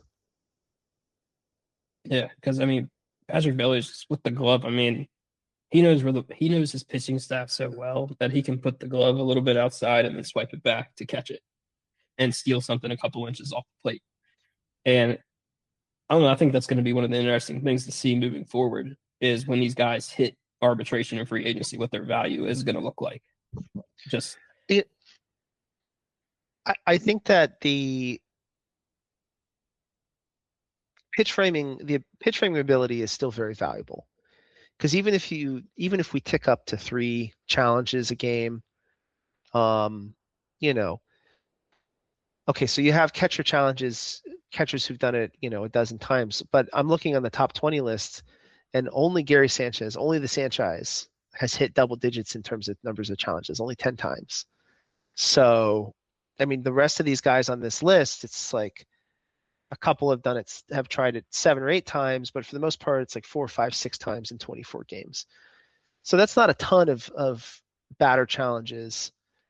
You could potentially steal a really well-framed pitch once or twice a game using ABS if the batter is skilled with challenging. But I don't think it takes away from pitch framing that much, but it does provide another like thing that catchers need to be good at or need to be okay at. Or if they're not okay, if they're not good at it, just don't do it.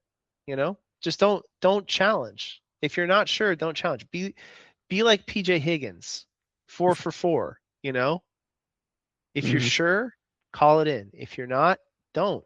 Don't waste it. Let somebody else use it. Or you just develop a system where you bang on some trash cans and then Yeah, well, you develop a system where you have trash cans full of dollars. Call that the Doyers way. Yep. So I mean Or the the the thing is Mets have actually developed a yeah. system where they are the trash can. Oh, that's true. Yeah. I had to get that one in there. Come on. That's a good point. Oh man. I mean that I love I mean when you're getting trolled by the Twins for, for a dozen losses in a row, that's bad. When the Twins are coming after you.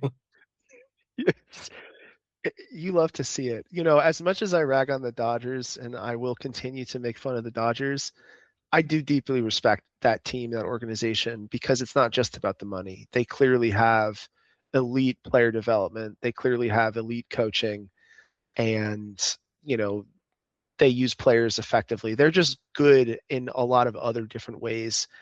And also, they have Steve Cohen money, right? Like maybe not the same as Steve Cohen money, but they have the same type of resources. The Mets only have the money. They don't have the coaching staff. They don't have the culture. They don't have the player development. And I think they're learning pretty quickly that the money alone does not make you the Dodgers. Yeah. Well, they also have the benefit of being one of the closer teams to Japan, where it's a way quicker flight than being on the East Coast. So you can get some of those Korea and Japan players because That's true. who else is really going to compete? Like the Mariners would be the only other option as a player I would really possibly want to go to if I was. And there are more Japanese fans of Major League Baseball now than in a very, very long time because they're watching Shohei, and I was in Tokyo like 2 years ago, and there's Shohei stuff everywhere. I mean, there's like literally on the subway, there's TVs, showing the latest headlines, and a third of the time it's Shohei. So like, Oh, there you go. yeah. Now, something I also think MLB should look into, aside from all this ABS stuff, is expanding the replay a little bit because now you have great camera angles of check swings. And I think this could be a way to add on to the ABS. Like you can challenge a check swing, and that counts as part of like your ABS challenges. Because we've seen some very, very, very bad calls over the years. And I mean, the Yes. camera angles are there now where you even have the one above the plate, you got the side views. So you can really look into did he break the plate on a check swing? I think that would be a good idea. I think that MLB should just continue to use technology and leverage what's available. And I think that I'm not shocked that umpires are grumbling about some aspects of this, but I think umpires have got to know that even the best umpires get it wrong sometimes. And that's just part of the game. Even the best pitchers sometimes throw a dud. And, that's okay to get overturned on a challenge. It happens. It happens. And the managers, the teams should have some limited ability to do that in a few key situations in the game, and they can experiment with what situations those are. But I think it's good. And the other aspect with having full-time ABS people is maybe they can actually measure the players for their accurate height. Because how the hell does someone shrink like 4 inches in the offseason?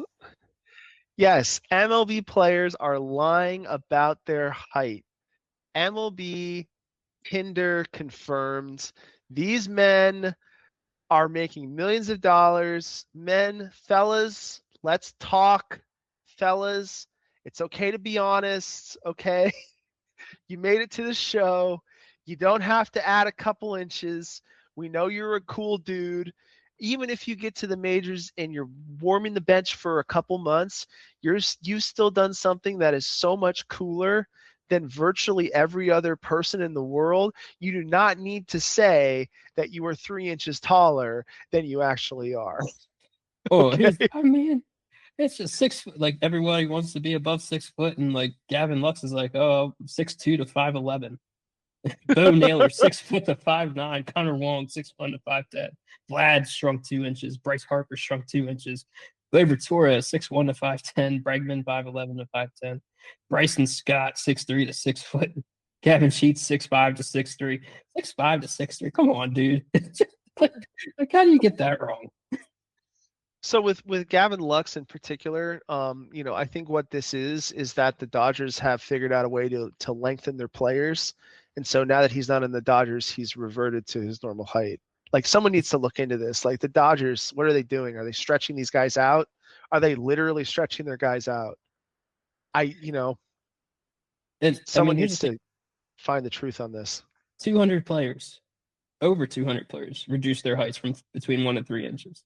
So this is where I want some full-time ABS people to actually take your shoes off, stand up straight, get the measuring stick out, and just be like, this is how tall you are. Like, I want to see what it says on their license. Is the license matching up with what they reported to MLB? I don't know. I mean, honestly, it's incredible. It's very funny. It shows that as much as we take stats as sacrosanct, as much emphasis as we put on the numbers, and baseball is a game that is full of numbers. I love the numbers. It is one of life's greatest joys to look at the numbers. Every time the ball leaves the pitcher's hand, there's numbers that change, and that rules. But it's still a sport played by humans, and sometimes humans get numbers a little wrong. I don't think that wrong. I mean, I want to see Jose Altuve is about to be like 5 foot into the next season. I think if you're playing on a field and you've got like James Wood out there, maybe there is and you're Gavin Lux, you're not James Wood sized, but maybe you kind of, you don't want to be that short, right? You want people to think, yeah, he's a tall guy, right? I mean, I think what it's going to be is you're eventually going to see this big measuring chart, Jose Altuve at the end, Aaron Judge at one end, and then you're going to put all the in-betweens, and you're going to line everybody up. Which one do you fit? Which player are you in this little range of players? You are somewhere between 1 Altuve high and 2 Altuves high, which is an Aaron Judge. 2 Altuves is a Judge. Yeah. So honestly, if umpires can throw their hissy fit of the people that are running the ABS system, I'm on board for full-time ABS people just to get these heights measured correctly. So some teams aren't cheating the system. Dodgers, but it's definitely one of those things to look into, because I want to see all the stats that come out with all of this. Like if this people changing their heights actually, if they challenged more because of the changed height. The Nationals switched their TV contract to MLB, and so MLB's been handling the broadcast, and they've been fine. They've been decent. I wouldn't say they're a huge change from MASN. They're a little bit better, but considering the amount of money that MLB pulls in, and then compare that to the money that MLB is spending on these broadcasts, let's just say I feel like Manfred's probably got some change that he can throw to hire some full-time staff on working a critical system that affects the outcomes of games. Like, come on, pay your guys, pay your people, pay your height measurers. Well, that's the thing, like, because MLB's got to be getting like the physicals from these team doctors, right? I guess. So like, are the doctors lying about height? are I want to know what's going on with all this. Like, is there a big Team conspiracy? doctors lying about on a player's behalf. Oh I've got the vapors. I've never heard of that before. Listen, if this was 100 years ago, there would be a guy or a lady. If it was 100 years ago, it'd be a guy. If it's not, you can also be a lady. But there's got to be a person who's like the height person. Like, make him like a height person, and they got to do it for like 50 years, and they have to be like beloved by the media, and every few years you'll see like a glowing, biographical article about MLB's height expert. They go around all the teams, everyone knows who they are, even when they're really old, they're still doing it, right? And they're like the height expert. And every once in a while they'll get interviewed and be like, oh, MLB's height expert, one of the foremost height experts in the world. That's who they need to get. Bring in a height expert. Let's do it. Hey, you know what? I do it. Yeah. Throw me a job. Come on. Manfred, come on. I don't know. You might have some competition with little Ken Rosenthal, because I think he wants to start calling people out for like, you're not my height. I'm this height. You're not this. Ken Rosenthal is a truth teller, and he is gutsy, so he would honestly be the right guy to do it. But if he did do it, I would definitely miss his writing. He is a wonderful writer. Yeah. So, all right. So with all the tech stuff, do you think there's any other expansions MLB should consider with how to use the technology to assist in getting calls right at the moment? That's a good question. Because I mean, they did it with the home run stuff, so they're able to tell if it's a home run or not. Mm-hmm. You're able to challenge calls on the field, safe out, and all that.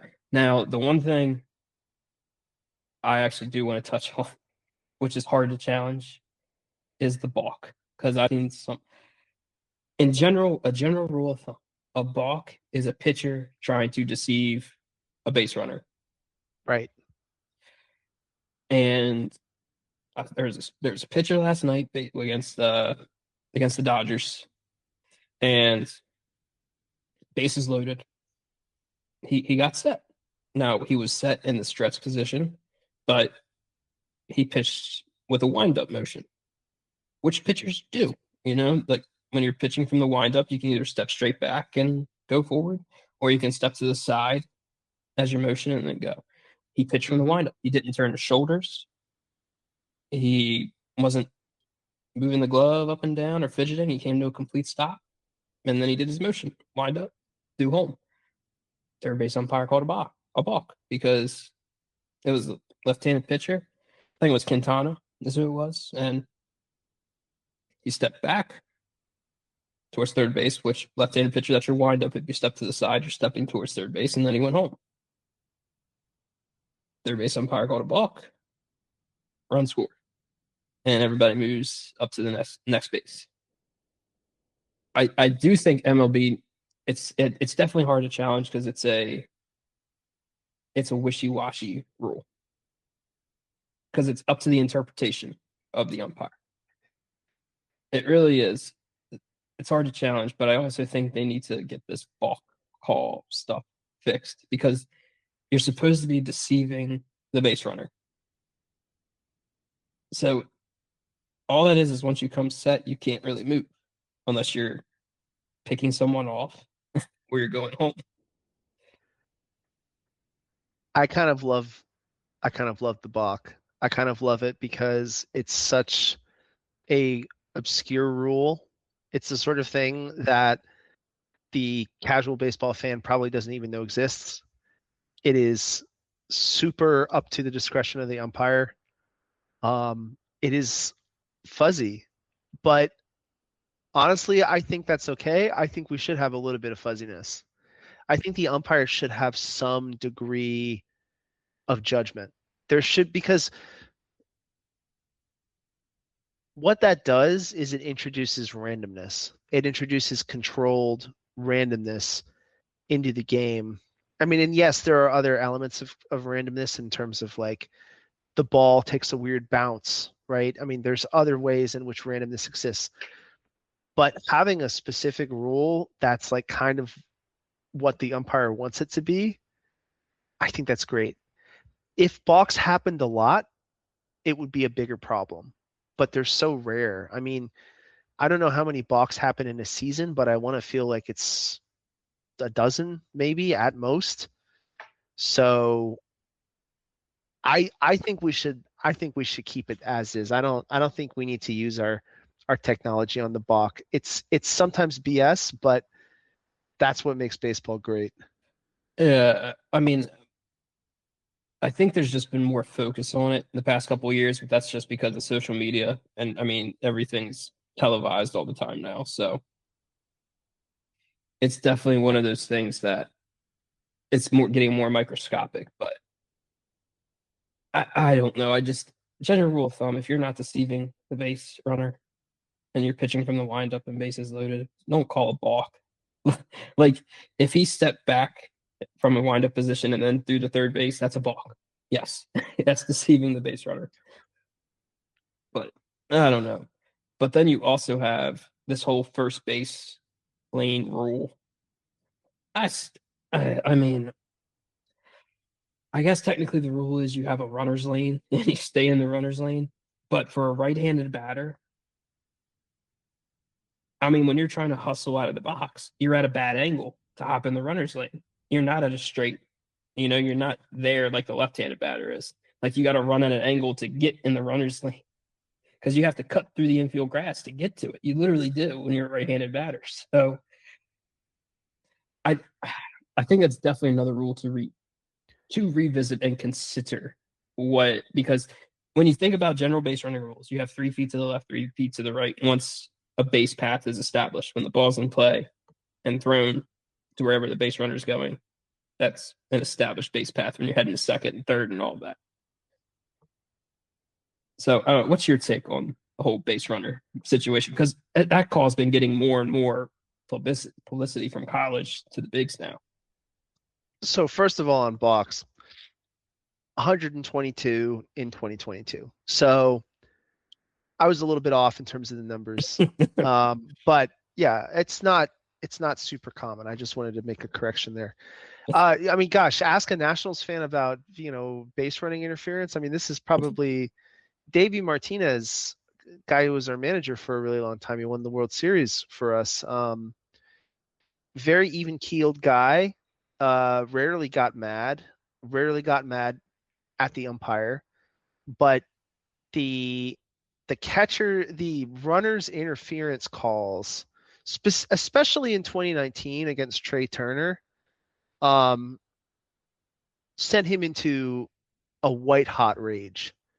And it's happened a couple times since then, where, I mean, while he was still our manager, where the Nationals got a runner's interference call, and nobody was paying attention because we were not worth paying attention to, but it's something that has dogged us and has been a problem for us and has, I think, not gone our way probably a lot more times than it should. That specific rule does deserve more scrutiny. 100% agree. They need to take a closer look at especially from home to first, where the runner is allowed to run when they're running to first base.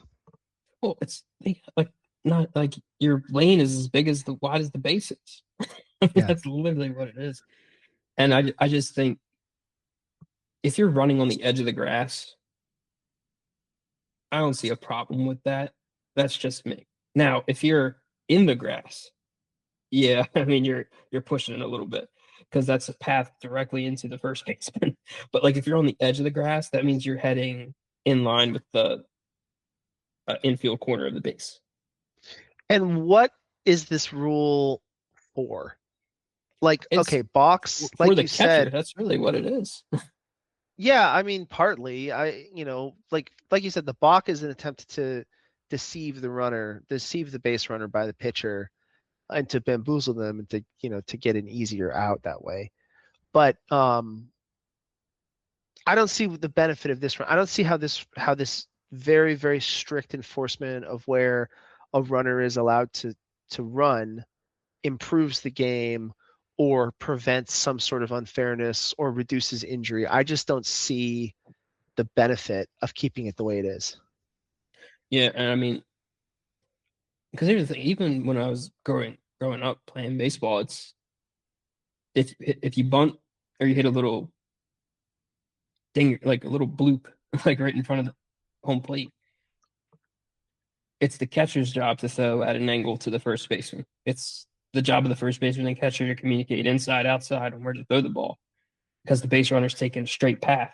The base runner's not Yes. zigzagging, No. through the baseline. He's in a straight path to the base. So the base runner's not deceiving your angle. You have to make the throw at a different angle, depending on where the ball is. But at the same time, I've seen people called out when they hit a grounder to shortstop and he's running to first base. And, ball it's like a bang bang play and the dude trips over the first baseman. And they're like, base runner's out because he was running on the grass. Like, there's just a lot with this rule that needs to be reviewed. Now, I don't want to go to that inside bag, like the base running bag. I don't want to do that. I'm not a fan of that. For Little League, for kids under 10, sure, for the safety purposes, but and then once you get to bigger fields, I think you should be able to just have first base bag by itself, because I don't like it in college either. I don't like the aesthetic of it. The sports injuries are real. Sports injuries can, severely hurt players. It can harm teams, et cetera, et cetera. But, and so like rules should try to reduce sports injuries. But if you look at the sports injuries that baseball players get, the vast majority of them are related to pitching or hitting a pitch, right? It happens while the batter's at home plate in the batter's box. That's when the worst sports injuries happen for the most part. Sometimes you'll see stuff like, you'll see an outfielder break a leg.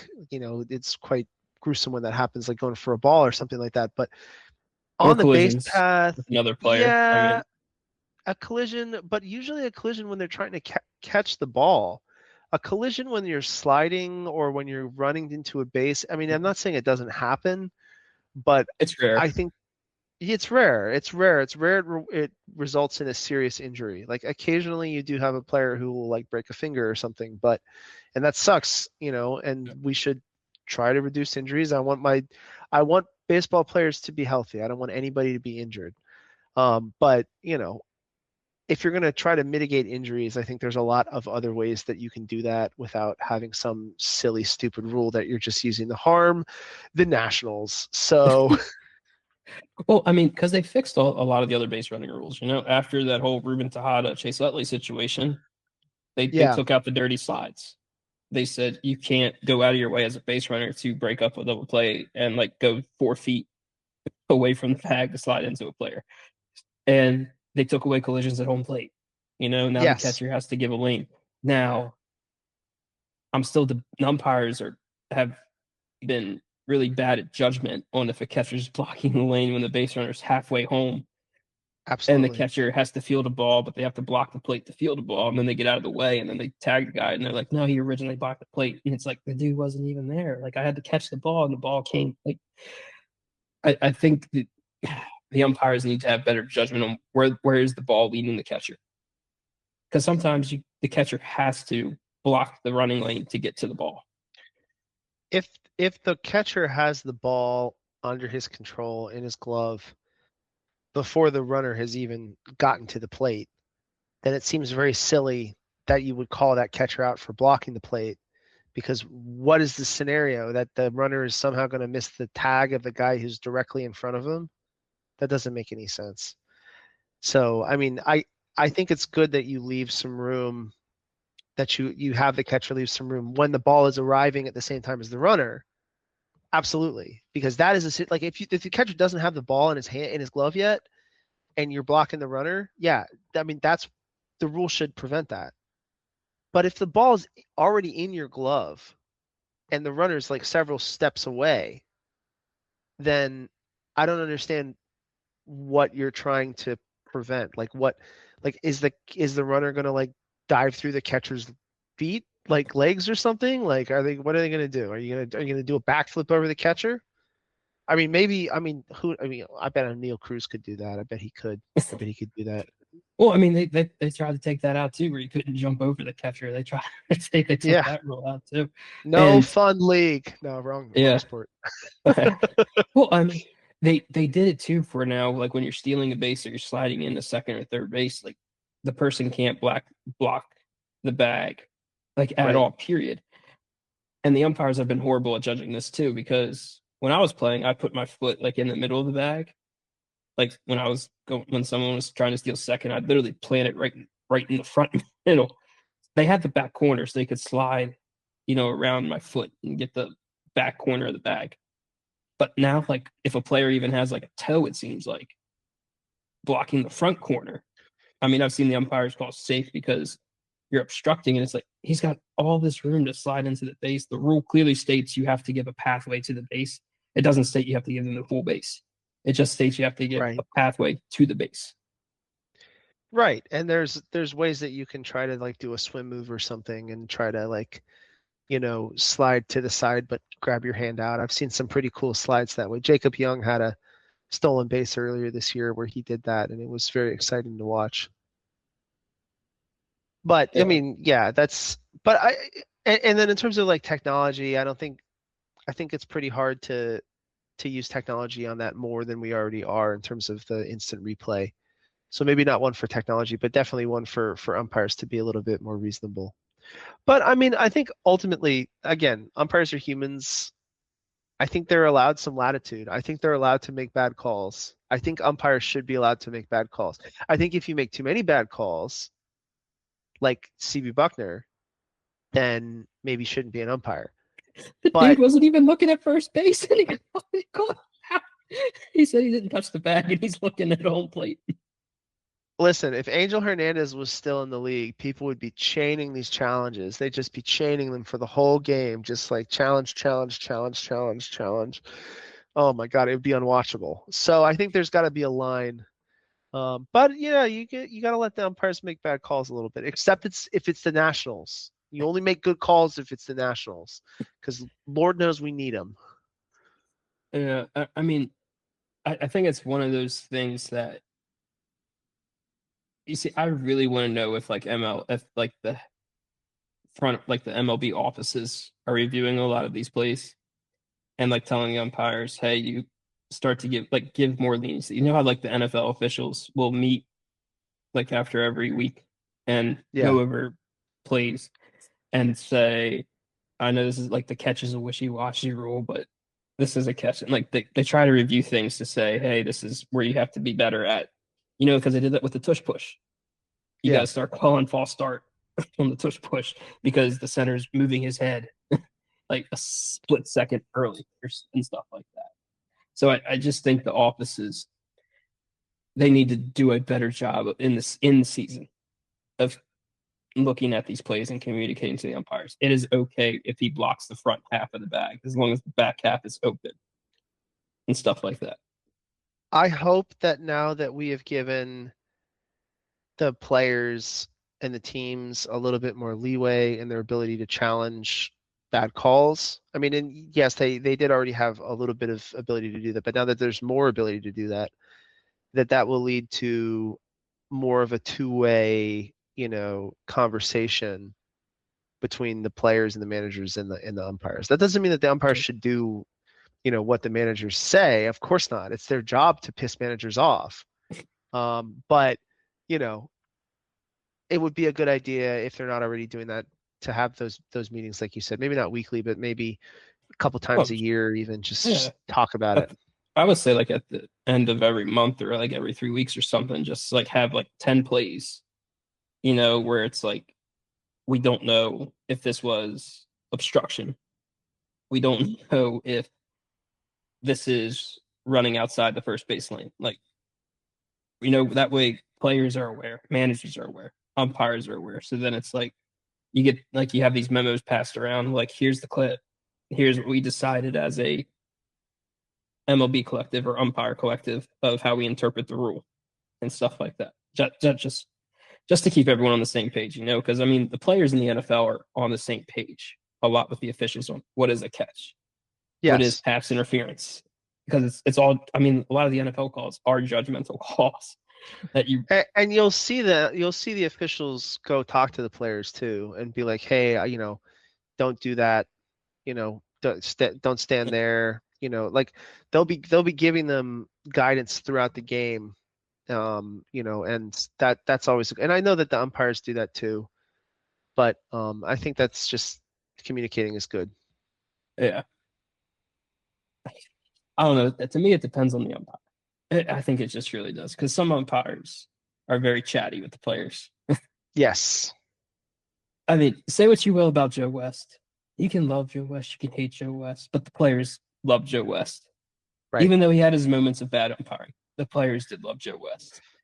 Because there's a guy, and I think guy should mean, guy should be gender neutral. But if there's one thing baseball has always been good at, it's producing guys, producing weird little guys who have weird little niches and who people tell stories about. I mean, Yogi Berra is the most weird little guy ever, right? Like he almost invented this genre, but like there are so many people in the history of baseball who have this little niche. So if you want to be the chatty umpire, if you want to take up that mantle, I think go for it. If you want to be the umpire who never talks, who the players are scared of, I think there should be room for that too, the only weird little guy that umpires should not have among their ranks is the guy who can't call balls and strikes. So well, it was Angel Hernandez. Now CB is now in the spotlight. I feel bad for CB because we weren't talking mad trash on CB, and then Angel Hernandez left, and then you realize how bad CB Buckner was. The streets were whispering about CB Buckner for a while. There was a lot of talk of, okay, Angel Hernandez is awful, but it's not just Angel Hernandez. But yeah, now that Angel Hernandez is gone, it's the CB Buckner show, and it's definitely not benefited him or his career. So I wish him a nice retirement. Well, that's the thing too, because I can only name a handful of MLB umpires. I really can, and it's usually not for good reasons. Like the only reason I know Joe West is because the players love talking about Joe West because Joe West they would talk with Joe West on a constant basis. Like with Angel Hernandez, it just seemed like Bryce Harper was screaming at Angel Hernandez the entire time. Like it wasn't a good relationship. It was like, Angel, you suck. I mean, Bryce Harper doesn't have a good relationship with anyone, but he wasn't wrong in that case. I mean, he's got relationship with the clowns, man. Clown Apparently. question, bro. Well, he is very funny sometimes. It's no question, but yeah. I saw a game, a Nats game. I saw the Nats get clobbered by the Giants on Friday. Who was the umpire? The umpire was Jen Powell, the first female umpire. Yes. Mm-hmm. And you know what? She called an excellent game. Wait, was that the game where she missed the ball right down the middle, or is that another? There was one challenge that she did get overturned on, and that might have been it. But for the most part, I mean, I had pretty good seats, so I could see the ball coming in, and it sure seemed like she was calling it pretty clean. That's good. Well, that's also another thing I've seen with the challenges because it's a tap, right? Like a helmet tap, or if you're the pitcher, it's a cap tap. I've seen guys do this where they don't touch the top of the helmet. Kobe Mayo did this. He didn't touch the helmet, and the umpire said he challenged. No, he didn't touch. Yeah. Mm-hmm. Now he was right. Luckily, he was right. But so that's another thing too, where I think maybe you change to a more verbal thing. Possibly where you say, "I want to challenge." That's tough because a lot of these guys don't speak English, so that's true. I think they'd be tricky. Like a lot of Latino players don't. It was just hysterical because he just did this. He didn't touch the top of his helmet, and the home plate umpire said he's challenging, and Kobe's looking around like trying to appeal, and the home plate umpire said, "Nope, you can't appeal." He ran the challenge. Luckily, he was right, and it was a ball. But it was I think you could rely upon the intelligence of players to learn a single word if you had to do that. But I would not make it a difficult phrase, because especially like when you're out there, when you're competing, when you've been playing for a long time, if you're like late in the game, and you want to make sure that you remember it, especially if it's not your first language. So, but maybe it's as simple as saying challenge or something, or maybe there's an easier way to do it. Or you just challenge might be, challenge might be a tricky word for Japanese players to say. Yeah. So something like that. Because if umpires are already like messing up that signal, it's like, oh boy, wonder how many other people are just gonna like put their hand up but not touch the top of the helmet, and they're set up. You're challenging, like, no. Most of the players who I've seen making the signal that you're showing, which is like where you put your hand to cover the side of your face. Most of the players I've seen making that signal lately are Nationals pitchers. Usually when they give up a walk or a home run. So I've seen it a lot, but yeah. All right, we're going to talk some Nats baseball when we come back to end the podcast, but we want to reveal our next big giveaway, which will be an autograph card in 1983 World Series champion Mike Boddicker. Make sure you're following us on our social media pages to know how to enter for a chance to win this awesome card. And now back to the last portion of episode 4 of the Mid-Atlantic Bad Takes podcast.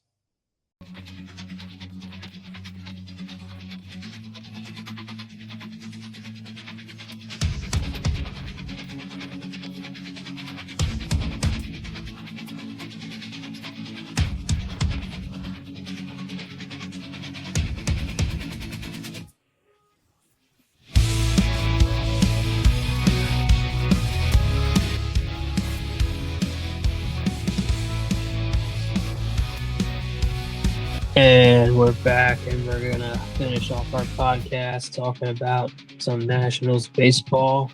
So, Chris, how are we feeling so far with a few games into the season? How are we feeling about the Nationals? We are hitting and our pitching stinks. You're almost 500. I think that the lineup has been spectacular, has been better than anyone could have expected. It is a little bit top heavy. James Wood and CJ Abrams, of course, are playing very well. The rest of the players that we need to be stepping up, we still need to see a little bit more of.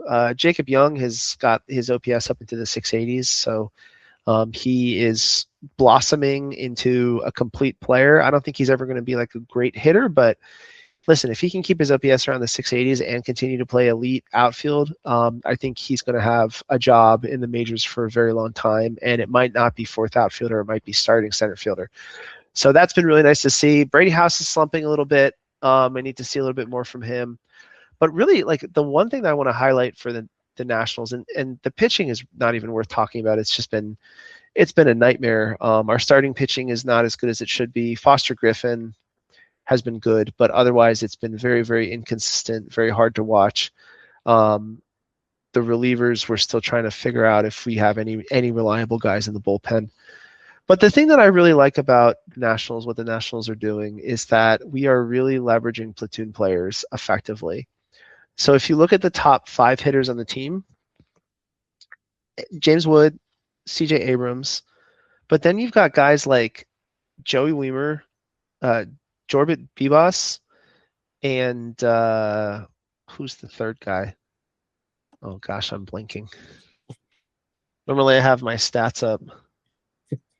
Gosh, fire me for the podcast. I'm a clown. Oh yeah, Curtis Mead.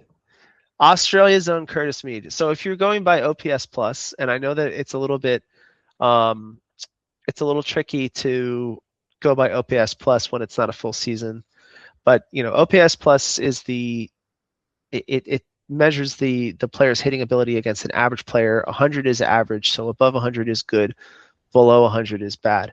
And if you sort by OPS plus, you've got Andres Chaparro there. He only played in 3 games and got sent down to the minors, so he's kind of skewing the numbers.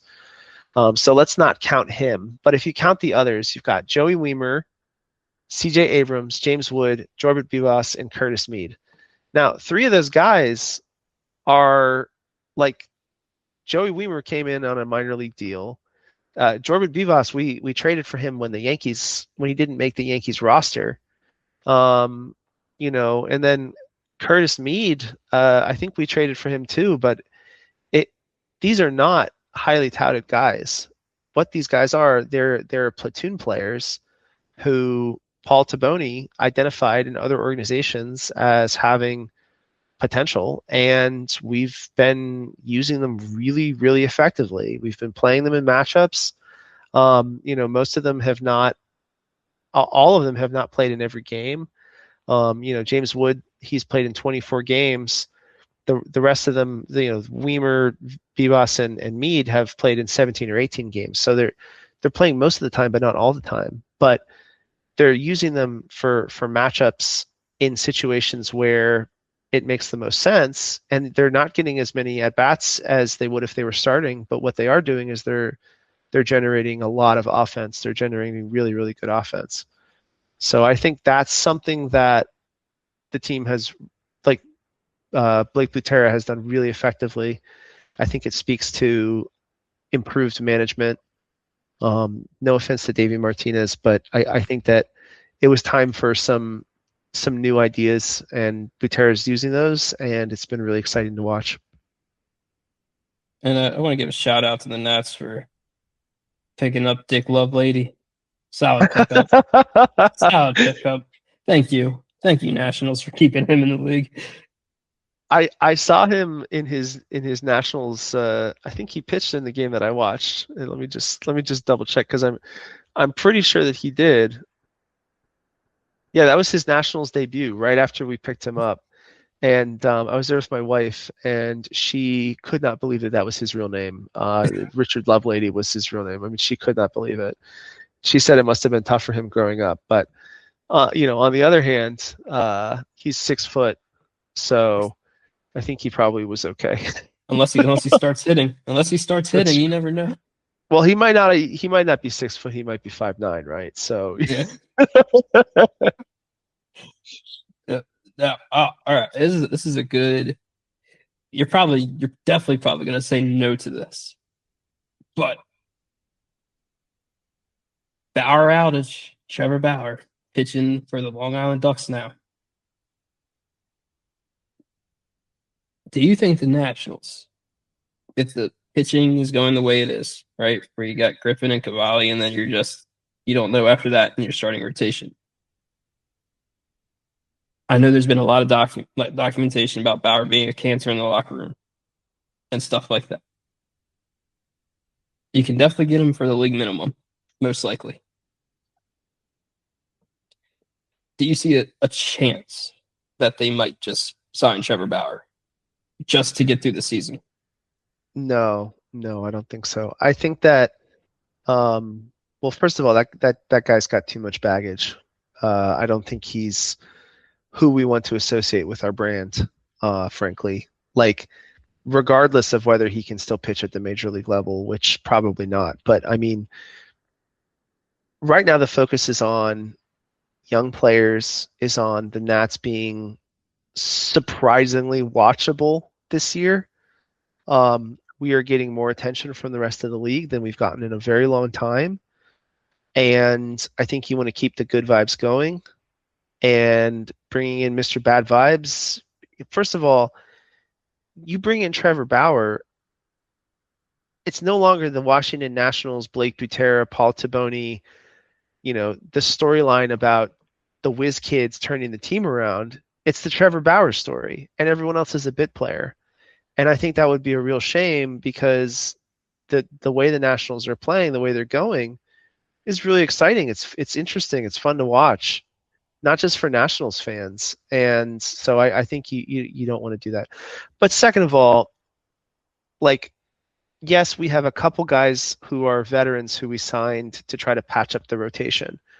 But the reason we brought those guys in was not because we expect there to be, veterans participating moving forward. The reason we brought those guys in was as a short-term stopgap, so that we could increase our pitching depth at the minors and start bringing in more minor league pitchers, sooner rather than later. And that means by the end of the season. Like by the end of the season, you will have seen other pitchers starting in the rotation who are not with the team now.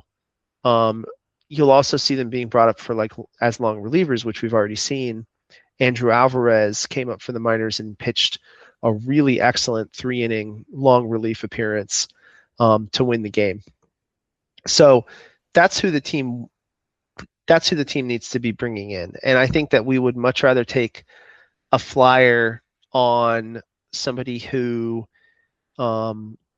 is maybe a prospect or who has limited playing time and hasn't really gotten their full shot than someone like Bauer who already has. Like if you look at the three that I mentioned, Weimer, Bibas, and Mead, all three of those guys, they're in their mid-20s.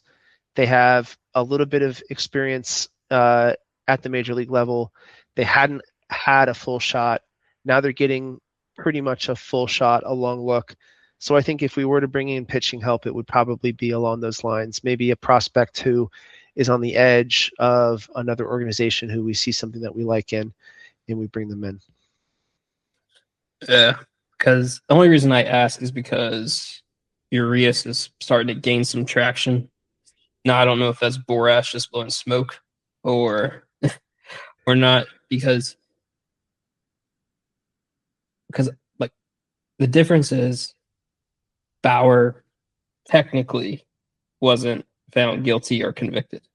Now, Right. in the public opinion sense, yeah, that dude's like, you don't want to touch him. Like in the public opinion view and everything, and just the stories about him in the locker room. So that have came out. So that's the only reason I asked, is just because if someone does sign Urias, it's like at that point, it's just I don't know what's going to happen with Bauer and stuff like that. We are not making a playoff push. And when we do make a playoff push, it will be with players we have primarily like honed in our minor league system. It won't be with big free agents. We will probably have some free agents on the roster, but the key guys need to be, if not homegrown, at least home shaped type players. So I don't think we'd go for either of those guys.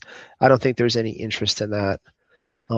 Listen, we have been so cheaply run for so long that if we do actually spend big money on a player, it's going to have to be somebody who is rock solid.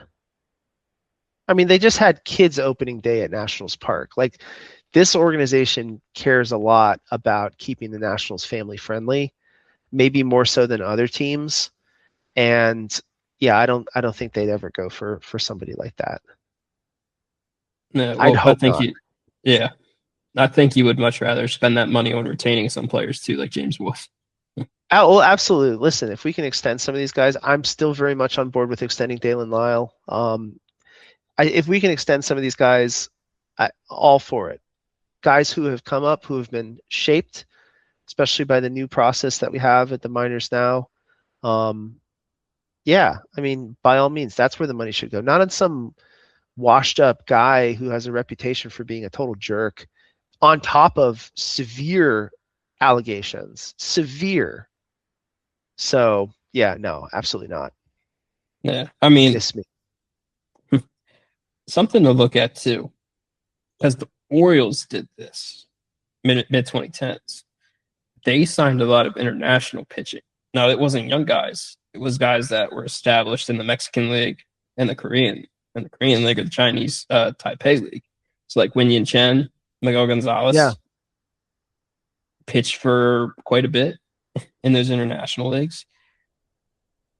I mean, that's one way to attack the international market. I think possibly for if you're rebuilding and you're struggling to sign like domestic pitching and major league caliber pitching, because you did it with Griffin, right. Coming back from overseas. I think that's definitely one way to take a look at helping to shape out a rotation at least. We signed a pitcher out of Japan last year, Shinosuke Ogasawara, and we signed him for pretty cheap, and he ended up not fully working out. I think he's still having trouble like getting his head around the differences in major league pitching and major league batters, and so he's kind of like a depth guy at AAA last time I checked. But yeah, I think that's definitely the type of player that we would consider moving on. Hopefully more like Griffin rather than Ogasawara. But yeah, if there's someone who's like tearing up the KBO, sure, why not? Why not take a shot? I think even if we do start spending money, I think we're not going to be the same team as we were when Ted Lerner was still alive, where we were able to go out and spend $270 million to sign Max Scherzer. I think it's going to be cheaper. I think it's going to be more like a small market mentality. Hopefully not a small market payroll forever, because I don't think we're going to be able to win another World Series with that sort of spending. But maybe we're like the Milwaukee Brewers, where we have a small market mentality, but we do actually go out and sign some real talent sometimes as well. Yeah. Well, I mean, at the same time, too, hopefully you develop and then trade and bring back more talent. Because, I mean, the Brewers, to me, they're not the poor man's Rays, but they're a step below the Rays when it comes to that, because the Brewers will keep someone till the final year. But that's true. But it's people that have usually either signed an extension or they're coming in cheap just through arbitration. Even though the arbitration should push them, they're a little cheaper than some other people in arbitration. So, I mean, I think it'll just be interesting in the next few years to see how the Nationals are, if they lean more towards Tampa style or Milwaukee style when it comes to stuff like that. It has been a really long time since we've extended anybody except for Keibert Ruiz, and I think that the fans would love to see us lock down some of these other guys who we know are good, who we know are going to be important players moving forward. I think it would really send a message to say this is who we are, that we would have at least a few players under long-term contract. But we'll see. I mean, Butera is a Tampa guy through and through, and it's been extremely effective so far. But I agree. I think a middle ground there with a few players under long-term contract would be good for everyone. I don't want to have to learn these guys' names every year. Come on. It's hard enough. I mean, my goodness. Like, give me some players I can hold on to. Give me some players my wife's going to remember, Come on. Richard Lovelady. There it is. Exactly. Richard Lovelady. Hey, you know what? The bar is so low for being an effective Nats reliever that if that dude wants to have a career renaissance here, the door is wide open. If he can have a couple more appearances that are like his second appearance and not like his first appearance, he might suddenly be pitching in big spots. So, Mr. Lovelady, the mantle is yours if you should choose to take it.